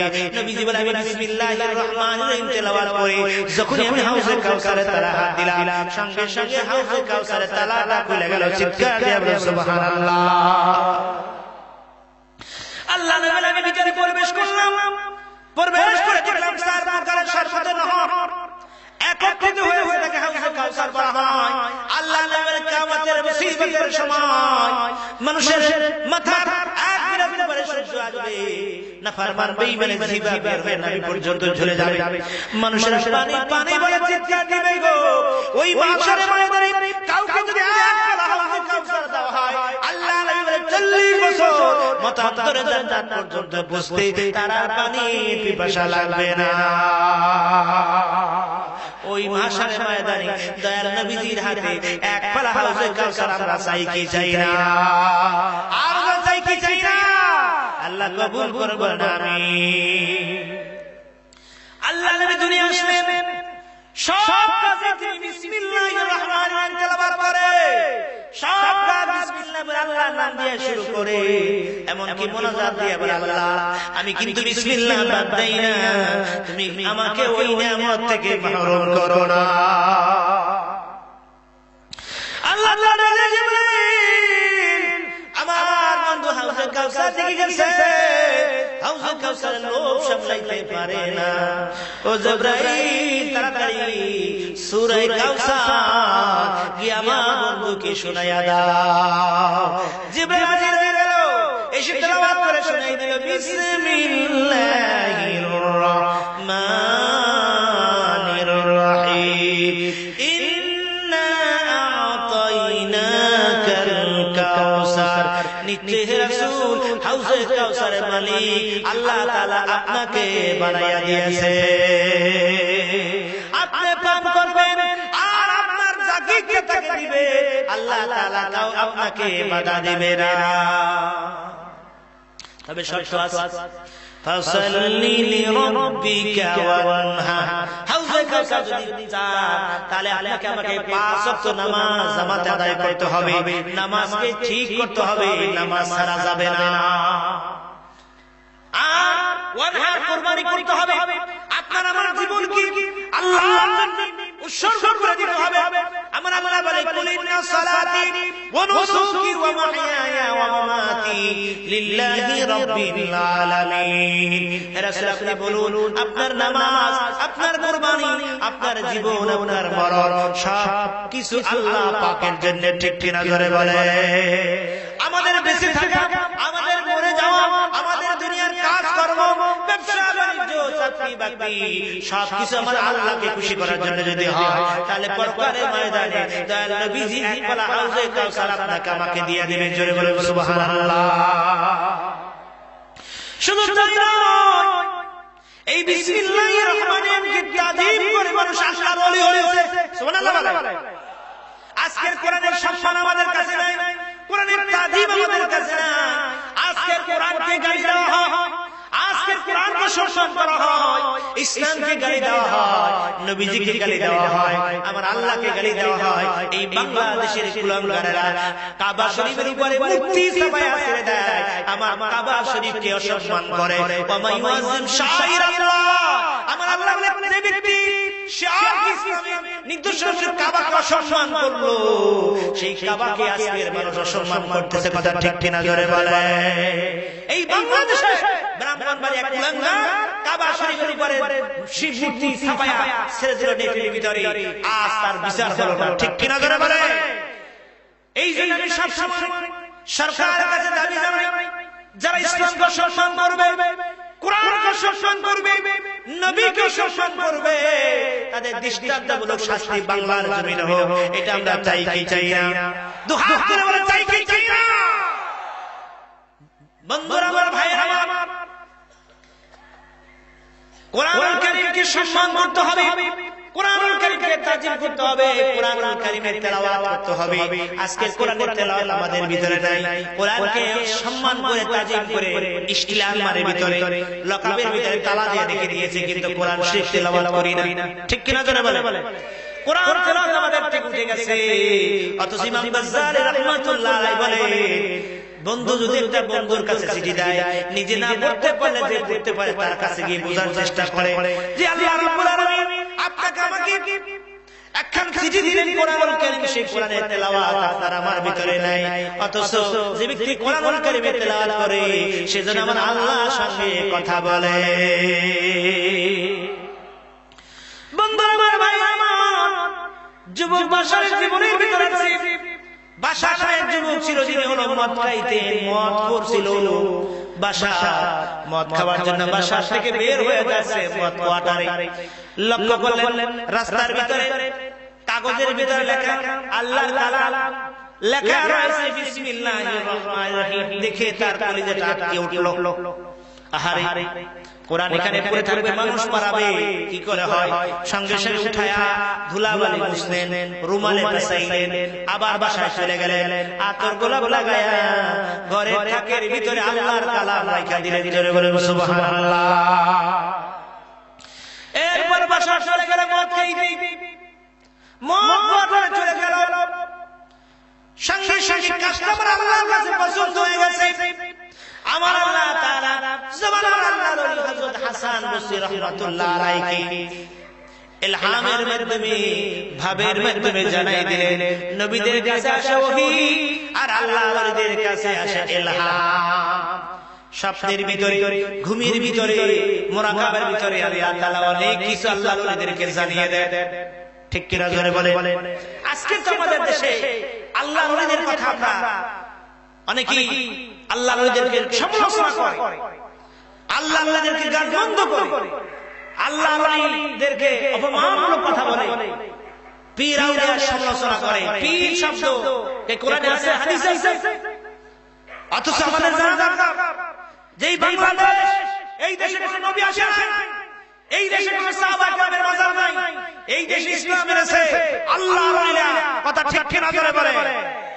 সরসিনা, সরমনাই, কায়েদ শাহ হুজুরের জীবনী আপনাদের সকলেই জানা।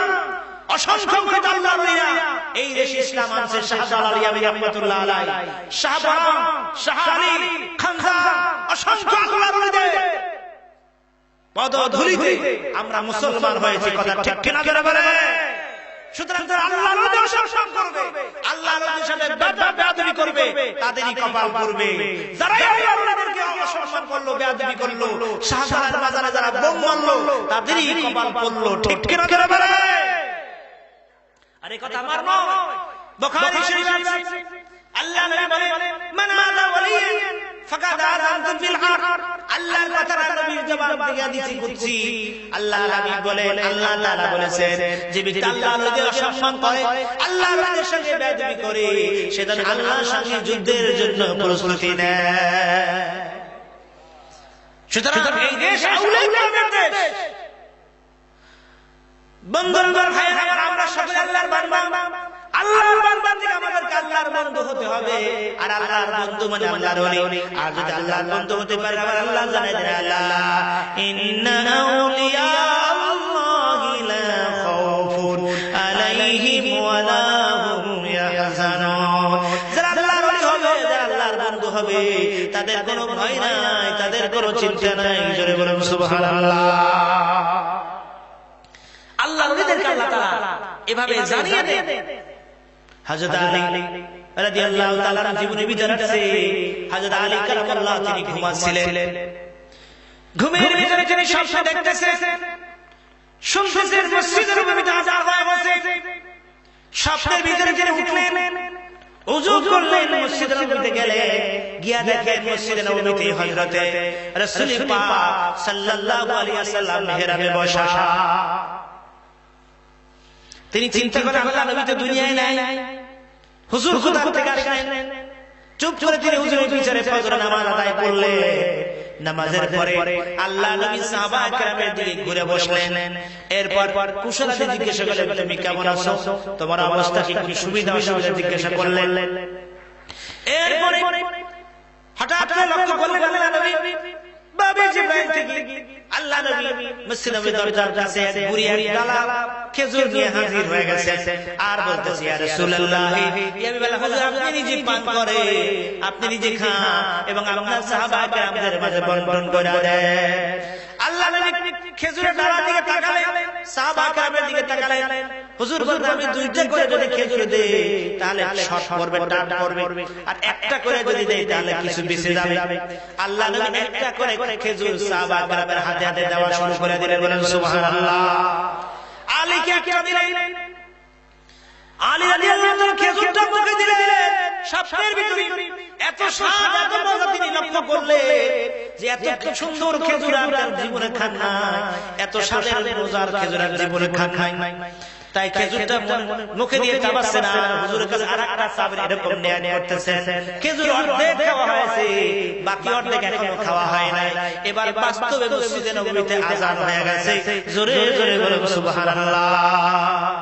আলী বলেন, উঠে দেখি ওই যে খেজুর খাইলা, বাকি অর্ধেক খেজুর এখনো তার মুখের ভিতরে আছে। তাহলে স্বপ্নে যা দেখে বাস্তবেও তাও হয়। হয় কি হয়? এবার তিনি উঠে উযু করলেন, মসজিদে চলে গেলেন। গিয়ে দেখেন মসজিদে আল্লাহ নবী নাই, মসজিদে হলো আমিরুল মুমিনিন ওমর রাদিয়াল্লাহু তাআলা ইমাম, তিনি ইমামতি করলেন। আর স্বপ্নের ভিতরে আলী যে আল্লাহ নবীর পিছনে নামাজ পড়েছে, আল্লাহর হাবিব যেই সূরাগুলো পড়েছে ঠিক ওই সূরাগুলোই আলী ফজরের নামাজে তেলাওয়াত করতেছে। ঠিক আল্লাহ নবী সাহাবা কেরামের দিকে ঘুরে বসলেন। তদ্রুপভাবে হযরতে ওমর রাদিয়াল্লাহু তাআলা সাহাবা কেরামের দিকে ঘুরে বসে কার কি সুবিধা অসুবিধা কথা বলতেছেন। এমন সময় বাবে জিবরাইল থেকে আল্লাহ নবীর মসজিদে নববীর দরজার কাছে এক বুড়ি খেজুর লইয়া বাস্তবে হাজির হয়ে গেছে। ডেকে বলতেছে, ও আমিরুল মুমিনিন ওমর, আমার নতুন কাছে খেজুর আপনি নেন, আপনার সাথী বন্ধু বান্ধবের মাঝে বন্টন করে দেন। হযরতে ওমর রাদিয়াল্লাহু তাআলা খেজুরের ডালাটা হাতে নিলেন এবং তিনি চিন্তা করলেন, একটা করে যদি দেই তাহলে বেঁচে যাবে, দুইটা করে দিলে শর্ট পড়বে। তাই তিনি একটা করে খেজুর সাহাবা কেরামের হাতে হাতে দেওয়া শুরু করে দিলেন। আলীকেও একটা খেজুর দিলেন, খেজুরটা তিনি মুখের ভিতরে দিলেন। অনেক স্বাদ, অনেক মজা তিনি অনুভব করতে লাগলেন। আবার চিন্তা করে আরেকটা খেজুর তিনি আলী রাদিয়াল্লাহু তাআলা চিন্তা করলেন, আরেকটা খেজুর ওমরের কাছে চাইবে, কিন্তু ওমরের কাছে চাবেন কি চাবেন না। এক পর্যায়ে তিনি চেয়ে ফেলেন, ওমর রে, খেজুর তো ডালায় আছে, আরেকটা খেজুর আমারে দে। হযরত ওমর রাদিয়াল্লাহু তাআলা, আলী রে, গত রজনীতে যদি আল্লাহ নবী তোমাকে দিত আরেকটা খেজুর দিত, আমার আরেকটা খেজুর দিতে আমার কোনো আপত্তি থাকতো না। জোরে বলেন সুবহানাল্লাহ। তাহলে দেখা গেল একজন দেখলো স্বপ্নে, বাস্তবে তাই মিলে গেল। তাই আল্লাহ পাক আল্লাহর ওলিদেরকে এভাবে বাস্তব কিছু স্বপ্ন দেখান, বাস্তব ইলহাম দিয়ে জানিয়ে দেন, যেটা বাস্তবে বাস্তবায়ন হয়। কথা ঠিক কিনা জোরে বলে। তাই জামানার আল্লাহর ওলি হযরত হাসান বসরিকে আল্লাহ তাআলা ইলহাম নাযিল করলেন। নবীদের কাছে আসে ওহী, আর আল্লাহর ওলিদের কাছে জানে দাও আমার বন্ধু ও হাসান বসরি, তাড়াতাড়ি মত পটারে যাও। ওই মত পটারে গিয়ে দেখো আমার এক বান্দা, নাম তার বাশার, মদ খেয়ে পড়ে আছে। তাকে গিয়ে তুমি আমার শুভ সংবাদ শুনিয়ে দাও যে আমি বাশারকে কবুল করেছি, আর আমার বিশেষ বান্দাদের নামের কাতারে তার নামটা আমি আল্লাহ তাআলা লিখে দিয়েছি। বাশার চলে গেল মত পটারে, আর আল্লাহ যখন হাসান বসরিকে খুঁজি খুঁজি ওই মতওয়ালার সামনে গিয়ে হাজির লোকেরা বলে হুজুর আপনি কেন এখানে আসছেন? এইখানে তো খারাপ ছেলেরা আসে, এখানে তো যারা মদ খায় তারা আসে, হুজুর আপনি আসছেন কেন? আল্লাহ হাসান বসরি রাহমাতুল্লাহ আলাইহি বলেন বাবা আমি মদ খাইতে আসি নাই, মদ খাইতে আসি নাই, বাশার নামে এক যুবক আছে তাকে খোঁজার জন্য আমি এসেছি। বলে হুজুর সে মদ খেয়ে মাথা হয়ে পড়ে আছে। চলে গেলেন বাশারের কাছে গিয়ে দেখলেন বাশার তাকে দেখে জবানার আল্লাহ হযরত হাসান বসরি রাহমাতুল্লাহ আলাইহি বাশারের সামনে দাঁড়ানো। ও বাশার তুমি ইদানিং করলে কামল করছো কিনা? বাশার বলে আমার তো মনে পড়ে না। আল্লাহ বলে তুমি ভালো করে খেয়াল করো কোন ইদানিং কামল করছো কিনা? বলে হ্যাঁ হুজুর আসার সময় আমি দেখেছি আল্লাহর কালাম পড়ে আছে রাস্তার উপরে, ওই কালাম আমি উঠায়া সুন্দর করে যত্ন করে আমি রেখে দিয়েছি থাকে। সঙ্গে সঙ্গে আল্লাহর কথাটা বাশারকে শুনে দিলেন ইয়া বাশার রাফাতা ইসমি ফারাফানা, এ বাশার তুমি আমার কালামকে সম্মান করলি রে, কোরআনকে তাজিম করলি রে বাশার, এই কারণে আমি আল্লাহ তাআলা তোমার নামটা আমার বিশেষ বান্দাদের নামের কাতারে লেখা দিলাম। আরো জোরে বলে সুবহানাল্লাহ, একটু জিকির করে লা ইলাহা ইল্লাল্লাহ, জোরে লা ইলাহা, জোরে লা ইলাহা ইল্লাল্লাহ, জোরে লা ইলাহা, হাসবি রাব্বি জাল্লাল্লাহ মাফি কলবি গায়রুল্লাহ নূর মুহাম্মদ সাল্লাল্লাহু লা ইলাহা, বলেন আসমান বলে এক আল্লাহ, জোরে আসমান বলে এক আল্লাহ, জমিন বলে এক আল্লাহ, জোরে জমিন বলে এক আল্লাহ, আমরা বলি এক আল্লাহ, আমরা বলি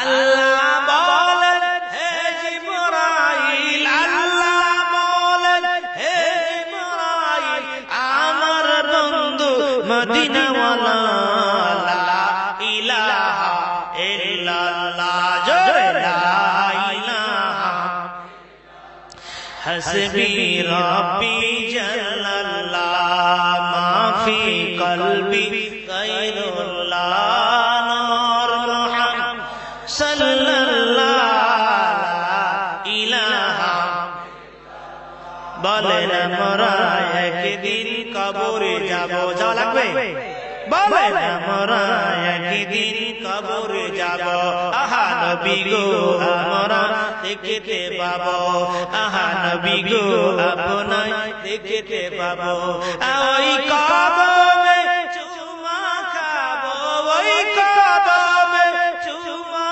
খাবো, দূর হবে মোর কবর জানা, লা ইলাহা ইল্লাল্লাহ, জোরে লা ইলাহা, লা ইলাহা ইল্লাল্লাহ মুহাম্মাদুর রাসূলুল্লাহ সাল্লাল্লাহু আলাইহি ওয়াসাল্লাম।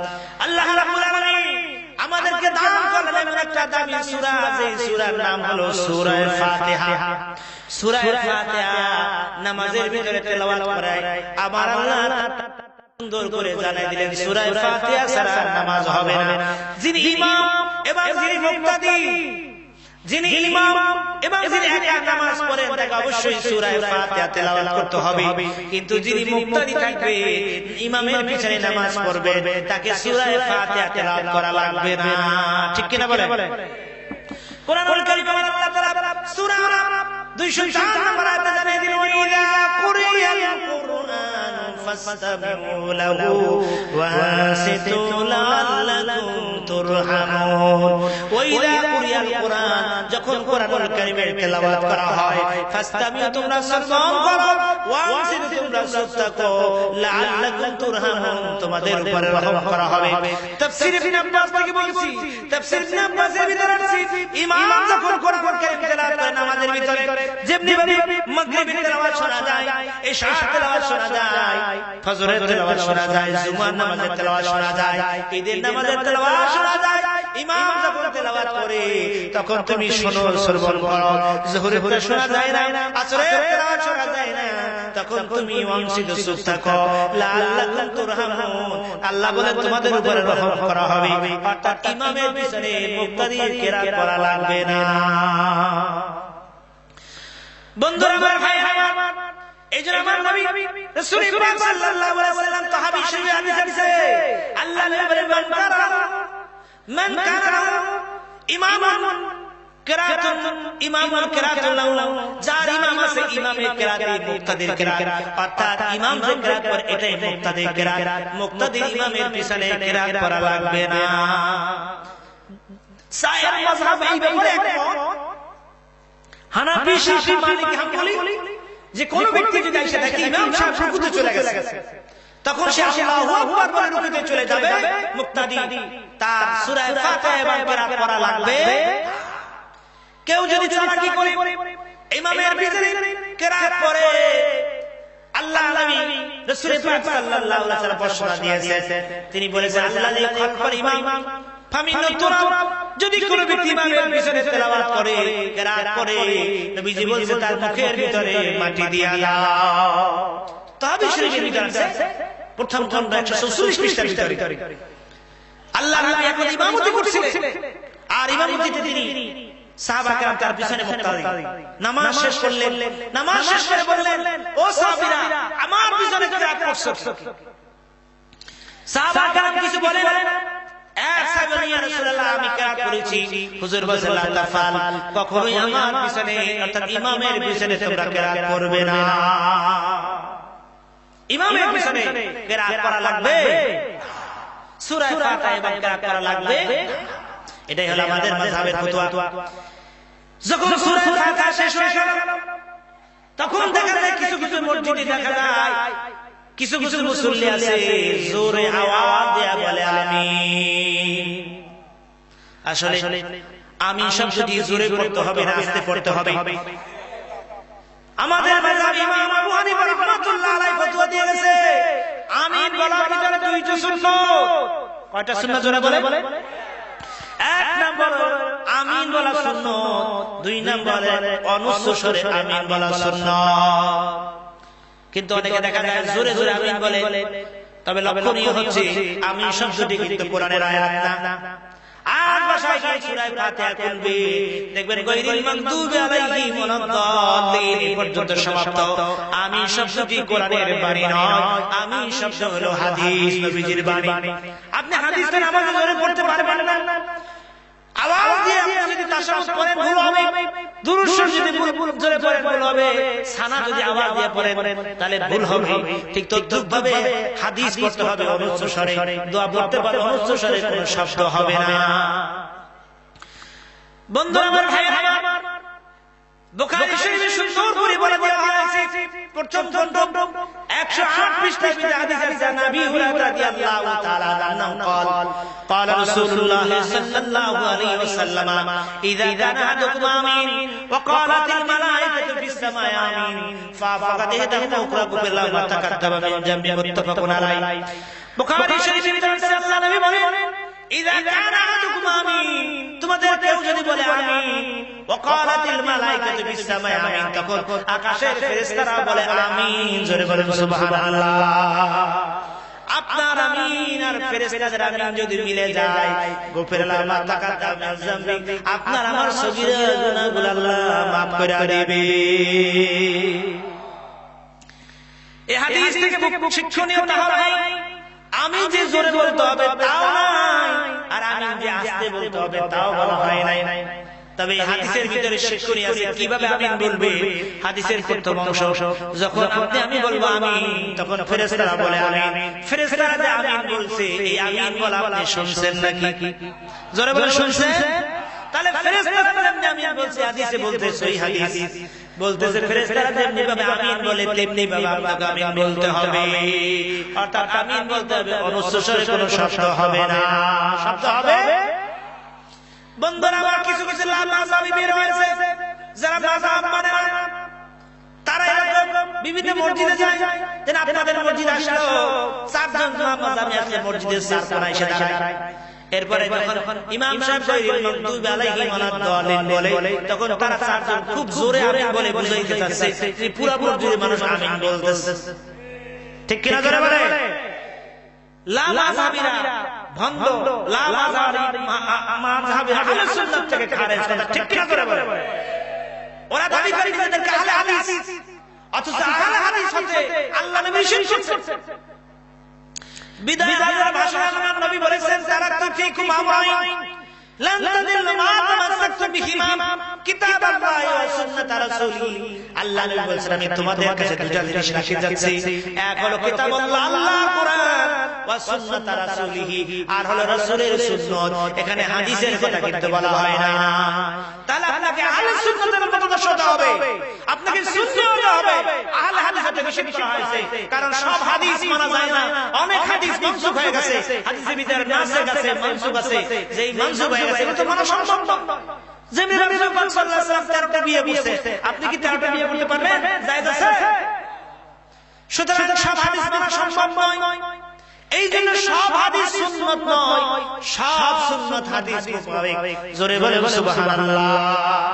সব হাদিস সুন্নাত নয়, সব সুন্নাত হাদিস। এই জন্য রাসূল বলেন, মান তামাসসাকা বিসুন্নতি ইন্না ফাসাদ উম্মতি ফালাউ আযমিয়াতিন শাহীদ। এই ফিতনা ফাসাদের জামানা যে ব্যক্তি একটা সুন্নাত আমল করবে, আল্লাহ পাক খুশি হয়ে তার আমলনামায় 100 শহীদের সওয়াব দান করে। বলেন সুবহানাল্লাহ। আমার নবী কুল্লু উম্মতি ইয়াদখুলুনাল জান্নাতা, আমার উম্মতেরা সব জান্নাতে যাবে, ইল্লা মান আবা, তবে যারা স্বীকার করবে তারা নয়।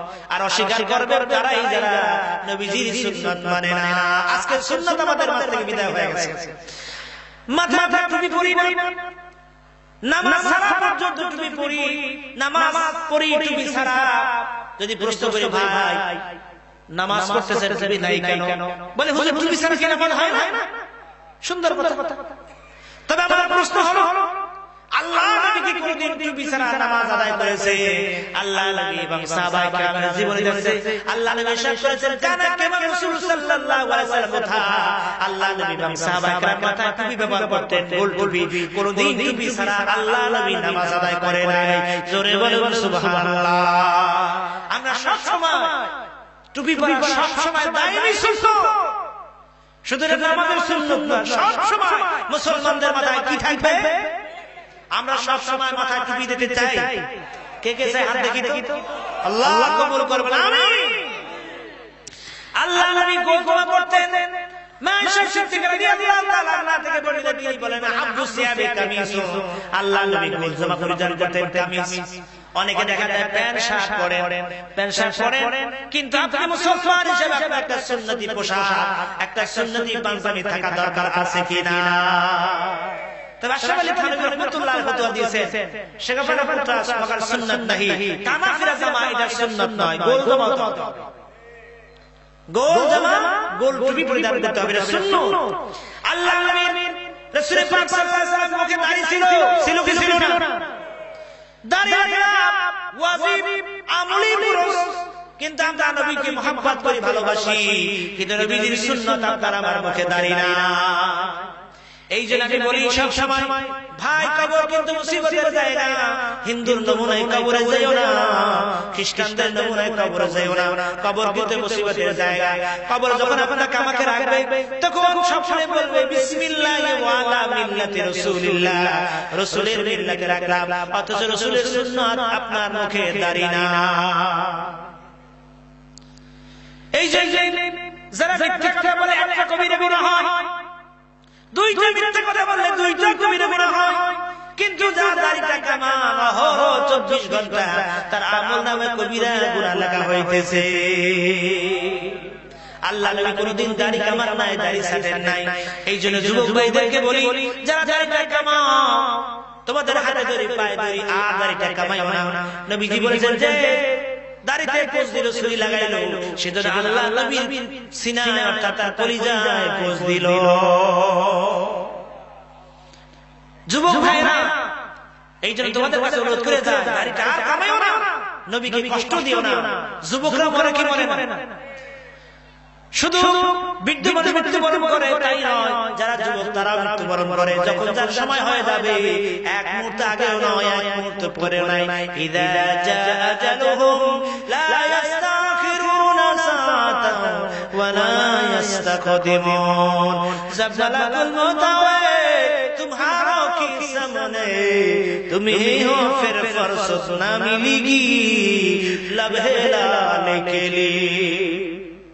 যখন সময় হয়ে যাবে, এক মুহূর্ত আগে নয়, এক মুহূর্ত পরে নয়, ঠিক সময় দুনিয়া থেকে চলে যেতে হবে। কথা ঠিক কিনা জোরে বলে। বন্ধুরা আমার, ভাইরা আমার, এই জন্য আমি বলি নামাজকে সুন্দর করে, আমলকে সুন্দর করে, ঘরে ভিতরে পর্দা করে, হালাল হারাম তামিজ করে, আর আকীদাকে শুদ্ধ করে। আজকে আকীদা ঈমান চোর বের হয়ে গেছে। কথা ঠিক কিনা জোরে বলে। এক শ্রেণীর মানুষ হলো মুমিন, মুত্তাকি, যারা আল্লাহকে বিশ্বাস করে, তারা কি জোরে বলে? মুমিনদের শানে আল্লাহ তাআলা সূরা নাযিল করেন, সূরা মুমিনুন, এবং শুরুতে আল্লাহ জানাই দিলেন ক্বাদ আফলাহাল মুমিনুন, নিশ্চয়ই মুমিনগণ সাফল্যমণ্ডিত হবে, মুমিনরাই জান্নাতে যাবে। ঠিক কিনা জোরে বলে। আর শ্রেণীর মানুষ হলো কাফের, আর কাফেরদের শানে আল্লাহ তাআলা সূরা নাযিল করেন, সূরা কাফিরুন। আর আল্লাহ জানাই দিলেন কুল ইয়া আইয়ুহাল কাফিরুন, হে কাফের সম্প্রদায়। মুমিনদের কথা আল্লাহ বললেন, মুমিনদের প্রশংসা করলেন, কাফেরদের কথা জানিয়ে দিলেন আল্লাহ তাআলা কোরআনে। মুমিন এবং কাফেরের মাঝামাঝি আরেক শ্রেণীর মানুষ আমাদের সমাজে আছে কিনা? কি নাম তাদের? মুনাফিক। কি নাম জোরে বলে? মুনাফিকদের সামনে আল্লাহ কোরআনে সূরা নাযিল করলেন, সূরা মুনাফিকুন, এবং আল্লাহ জানাই দিলেন মুনাফিকরা কোথায় যাবে? ইন্নাল মুনাফিকিনা ফিদ দারকিল আসফালি মিনান নার, নিশ্চয়ই মুনাফিকরা জাহান্নামের তলদেশে থাকবে। ঠিক কিনা জোরে বলে। ইহুদি খ্রিস্টানেরা প্রকাশ্যভাবে মুসলমানদের কোনো ক্ষতি করতে পারে না, তাই তারা নামধারী মুসলমানদেরকে কিনে মুনাফিক বানায় আমাদের মাঝে তারা ছেড়ে দিয়েছে। কথা বলে একরকম, কাজ আর একরকম, এটাকে মুনাফিক বলে। আমাদের বাংলাদেশের মানুষ মাযহাব পছন্দ করে, মাযহাবের সমালোচনা করে, আমাদের মাযহাবী ইমাম আবু হানিফার সমালোচনা করে, হাক্কানি আল্লাহর ওলিদের সমালোচনা করে, আউলিয়া কেরামের মাযহাবকে নিয়ে সমালোচনা করে। কথা ঠিক কিনা জোরে বলে। আউলিয়া কেরামের খানকাকে নিয়ে সমালোচনা করে, আউলিয়া কেরামের অবদান অস্বীকার করে। বন্ধুরা আমার, ভাইয়েরা আমার, এবার যেই হাদিসগুলো মানসুখ হয়ে গেছে সেই হাদিসগুলো তুলে ধরে এবং বলে আমাদের নামাজ নাকি ঠিক হয় না। আর তারা এরকম নামাজে জোরে আমিন বলে, নামাজের ভিতরে বুকে হাত বাঁধে আর বলে বুকে হাত বাঁধাই হাদিস আসছে। আমরা যেন আমিন নিচে হাত বাঁধি, এটা হাদিস আসে। অথচ তিরমিজি শরীফে আছে, আবু দাউদ শরীফের ভিতরে আছে, হযরত আলী রাদিয়াল্লাহু তাআলা বলেন মিন সুন্নতে তাতা মিন সুন্নাত রাজুল ইয়ামতিল ইমনা আলা নাসরা, তাতা সুন্নাত আলী বলে আল্লাহর নবীর সুন্নাত হলো ডান হাত দিয়ে বাম হাত ধরবে, তাতা সুন্নতে নবীর নিচে হাত বাঁধবে। কথা ঠিক কিনা জোরে বলে। নামাজে হাত বাঁধবে কোথায়? নবীর নিচে। আর এইটা শুধু আমাদের নবীর উম্মত নয়, আমার নবীর এটা অভ্যাস নয়। আমার নবী বলে এটা পূর্বে নবীদের অভ্যাস। হযরত আনাস রাদিয়াল্লাহু তাআলা বলেন সালাসাতু আখলাবিন নবুওয়াতে তাদিল ইফতার তাকির সুর ওয়াদিল উন্নাস তাতা সুন্নতি। হযরত আনাস রাদিয়াল্লাহু তাআলা আল্লাহর নবী বলেছেন পূর্বে নবীদের তিনটা অভ্যাস ছিল। এক হলো তারা তাড়াতাড়ি ইফতারি খাইতেন, ধীরে ধীরে সিহরি খাইতেন এবং ডান হাত দিয়ে বাম হাত নামাজের ভিতরে ধরতেন। তাতা সুন্নতে নবী নিচে হাত বাঁধতেন। জোরে বলুন সুবহানাল্লাহ। এই জন্য আমাদের মাযহাব ইমাম আবু হানিফা রাহমাতুল্লাহ আলাইহি ফতোয়া দিয়ে গেছেন পৃথিবীর মানুষেরা পুরুষরা হাত বাঁধবে নবীর নিচে আর মা বোনরা হাত বাঁধবে বুকের উপরে, কারণ মা বোনদের শরীরের কাঠামো পুরুষদের মতো না। বন্ধুরা আমার, ভাইরা আমার, তারপর আবার দেখা যায় নামাজের ভিতরে তারা বারবার শুধু হাত তোলে। দেখছেন কি দেখেন? আবার দলিল দেয় কোরআনের হাদিসের ভিতরে তো রফে আলেন বা বুখারীর ভিতরে আছে, কিন্তু এই হাদিসগুলো তো মানসুখ হয়ে গেছে, তার খবর নাই। তিরমিজি শরীফের ভিতরে আছে প্রথম খণ্ড 35 পৃষ্ঠার ভিতরে হযরত আব্দুল মাসউদ রাদিয়াল্লাহু তাআলা বলেন, আলা উসাল্লিকুম সালাত রাসূল সাল্লাল্লাহু আলাইহি ওয়াসাল্লাম, ও আমার সাহাবীরা, আল্লাহ নবী যেভাবে নামাজ আদায় করেছে তেমনি ভাবে কি আমি তোমাদেরকে নামাজ আদায় করে আমি দেখাবো না? ফাসাল্লা রাকাতাই, তিনি 2 রাকাত নামাজ পড়লেন। আউয়াল তাকবীরাতে মাররাতান, প্রথম তাকবীর সময় তিনি হাত তুললেন, এরপর তাকবীরগুলোতে তিনি আর হাত তোলেন না। তবে একদিন আল্লাহ নবী নামাজের ভিতরে বারবার হাত তুলছিলেন। এক নতুন সাহাবী আসলো, ইসলাম কবুল করলো, নামাজের ওয়াক্ত শুরু হয়ে নামাজ দাঁড়িয়ে গেল। তখন তিনি মূর্তির ভালোবাসা থাকতে পারে না, মূর্তি কেটে নিয়ে নামাজে দাঁড়াইছে। নবীজি বলেন, সাহাবীরা তোমরা কি মনে করো আমি শুধু সামনে তাকিয়ে আছি, ইমাম আছে সামনে, পিছনে দেখি না? বরং আমি সামনে যেভাবে দেখি পিছনে তেমনিভাবে দেখি, ডানে যেভাবে দেখি বামে তেমনিভাবে দেখি, উপরে যেভাবে দেখি নিচে তেমনিভাবে দেখি, সাজাদা অবস্থায় তেমনিভাবে দেখি। আল্লাহ নবী বলে ঘুমাইলেও আমি তেমনিভাবে দেখি। বলেন সুবহানাল্লাহ। নবীজি দেখে বলেন সাহাবী মূর্তি নিয়ে নামাজ আদায় করতেছে, তাই আল্লাহ নবী ওই দিন নামাজে তাকবীর আল্লাহু আকবার বারবার হাত তুলতেছে যাতে ওর মূর্তিটা পড়ে যায়। এখন আমি যে নামাজ পড়ি, আপনার আমার কাছে ভিতরে মূর্তি আছে, তাহলে বারবার হাত তোলেন কেন? মুসলিম শরীফের হাদিস, কথা গভীর মনোযোগ শুনেন। প্রথম খণ্ড 181 পৃষ্ঠার ভিতরে আছে হযরত বারা ইবনে আযিব রাদিয়াল্লাহু আনহু দৃষ্টি বয়ান করে তিনি বলেন, আল্লাহ নবী রাসূল আরবি সাল্লাল্লাহু আলাইহি ওয়াসাল্লাম কথা বললেন, মালি আলাকুম রাফি আইদিকুম কান্না আযনাবুল খাইলি শুমুসুন ফিস সালাত। আল্লাহ নবী দেখলেন এক সাহাবী বারবার নামাজের ভিতর হাত তুলছে। তখন আল্লাহ নবী বলেন, মালি আলাকুম, কি হইল তোমাদের? কান্না আযনাবুল খাইলি শুমুসুন, পাগল হইয়া দৌড়ায়, লেজ নাড়ায় আর উঠায় আর নামায়। এমনি ভাবে তুমি করো সাহাবী, উসকুনু ফিস সালাত, খামোশ হয়ে যাও, নামাজের ভিতরে বারবার তুমি হাত তোলো না। এই হাদিস দিয়ে ওই হাদিসগুলো মানসুখ করা হয়েছে, অর্থাৎ নামাজের ভিতরে প্রথম তাকবীরে হাত উঠাতে হবে, এরপর আর হাত তুলতে হবে আর হবে, এটা মানসুখ হয়ে গেছে। বন্ধুরা আমার, নামাজ যখন শেষ হয়ে যায় তখন দেখা যায় এক শ্রেণী ভাইরা নামাজে মুনাজাত দেয়, আবার এক শ্রেণী ভাইরা ফতোয়া দেয় যে নামাজের ভিতরে মুনাজাত কি নামাজের অংশ নাকি, অর্থাৎ মুনাজাতকে অস্বীকার করে কি করে না। অথচ কোরআনের ভিতরে মুনাজাতের কথা আছে। আল্লাহ নবী ইরশাদ করেন, কোরআনের ভিতরে আল্লাহ তাআলা ইরশাদ করেন, ফাইজা ফারাগতা ফানসাব, আয়াতের ব্যাখ্যা তাফসীরের সে ফাইজা ফারাগতা আই মাকতুবুস সালাতা, যখন তোমরা ফরজ নামাজ থেকে ফরজ হও, ফানসাব কি দোয়া, কায়মন চিত্তে তোমরা দোয়া করো। বুখারী শরীফে একটা বাব আছে, আদ-দুআ বাদা সালাত, নামাজের পরে দোয়া। বুখারী শরীফে আছে দোয়া করব ঠিক কিন্তু হাত তুলবো না। আবু দাউদ শরীফ প্রথম খণ্ড 206 পৃষ্ঠায় হাদিস আছে, আন আব্বাস রাদিয়াল্লাহু তাআলা আনহু قال قال রাসূলুল্লাহ সাল্লাল্লাহু আলাইহি ওয়াসাল্লাম সাল্লাল্লাহু বিবুতুনি আকুফিকুম, সাল্লাল্লাহু, তোমরা যখন আল্লাহর কাছে কিছু চাও, বিবুতুনি আকুফিকুম, হাতের পেট দিয়ে চাও, ওয়ালা বিলা যুহুরি, পেট দিয়ে চাও না। ফাইজা ফারাকতুম ফামসাহু বিউজুহিকুম, যখন তোমার মুনাজাত শেষ হয়ে যায় তখন তুমি তোমার চেহারাকে মাসহ করো। তাহলে আমরা যেভাবে মুনাজাত দেই, এইভাবে মুনাজাত সিয়াসতের কিতাব আবু দাউদ শরীফের ভিতরে 209 পৃষ্ঠার ভিতরে আছে কি না? আর ওখানে আছে কি না? ওরা বলে নামাজের পরে তো আল্লাহ নবী সাহাবা কিরামদেরকে নিয়ে তো মুনাজাত দেয়, তাই আমরা দেই। এবার হাদিস শরীফে মুসান্নিফ আলী সাহেব 70 পৃষ্ঠার ভিতরে হাদিস আছে, আসাদ ইবনে আমির বলেন, ওয়ালা সাল্লাইতু মা রাসূলুল্লাহ সাল্লাল্লাহু আলাইহি ওয়াসাল্লাম ফাজরা সুম্মা সাল্লামা ওয়া ইন হারাফা ওয়া রাফা ইয়াদাইহি দুআ। আসাদ ইবনে আমির বলেন, আমার বাবা আল্লাহ নবীর সঙ্গে ফজরের নামাজ জামাত আদায় করলেন, হুজুর সালাম ফিরালেন, ওয়া ইন হারাফা, সাহাবায়ে কেরামদের দিকে ঘুরে বসলেন, ওয়া রাফা ইয়াদাইহি দুআ, আল্লাহ নবী সাহাবায়ে কেরামদের নিয়ে দুই হাত তুলে মুনাজাত করলেন। জোরে বলেন সুবহানাল্লাহ। আমরা দোয়া মুনাজাত চাই কি চাই না? আমরা আল্লাহর কাছে দোয়া মুনাজাত করতে চাই কি চাই না?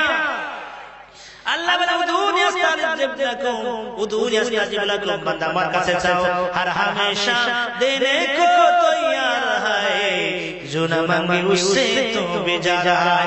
আল্লাহ বলে আমি দেওয়ার জন্য প্রস্তুত, তোমরা চাইতে জানো না। চাইলে আল্লাহ রাব্বুল আলামিন কাউকে খালি হাতে ফেরত দেয় না, কথা ঠিক কিনা জোরে বলে। তাহলে দোয়া মুনাজাত নামাজের বাদে জায়েজ না না জায়েজ? জায়েজ না না জায়েজ? আল্লাহ রাব্বুল আলামিন আমাদেরকে এই সূরা ফাতিহার ব্যাখ্যা এবং তাফসীর করতে গেলে অনেক সময় চলে যাবে। সুতরাং আর সামনের দিকে আগাতে পারছি না, আমার ঢাকা চলে যেতে হবে, ক্লাস আছে।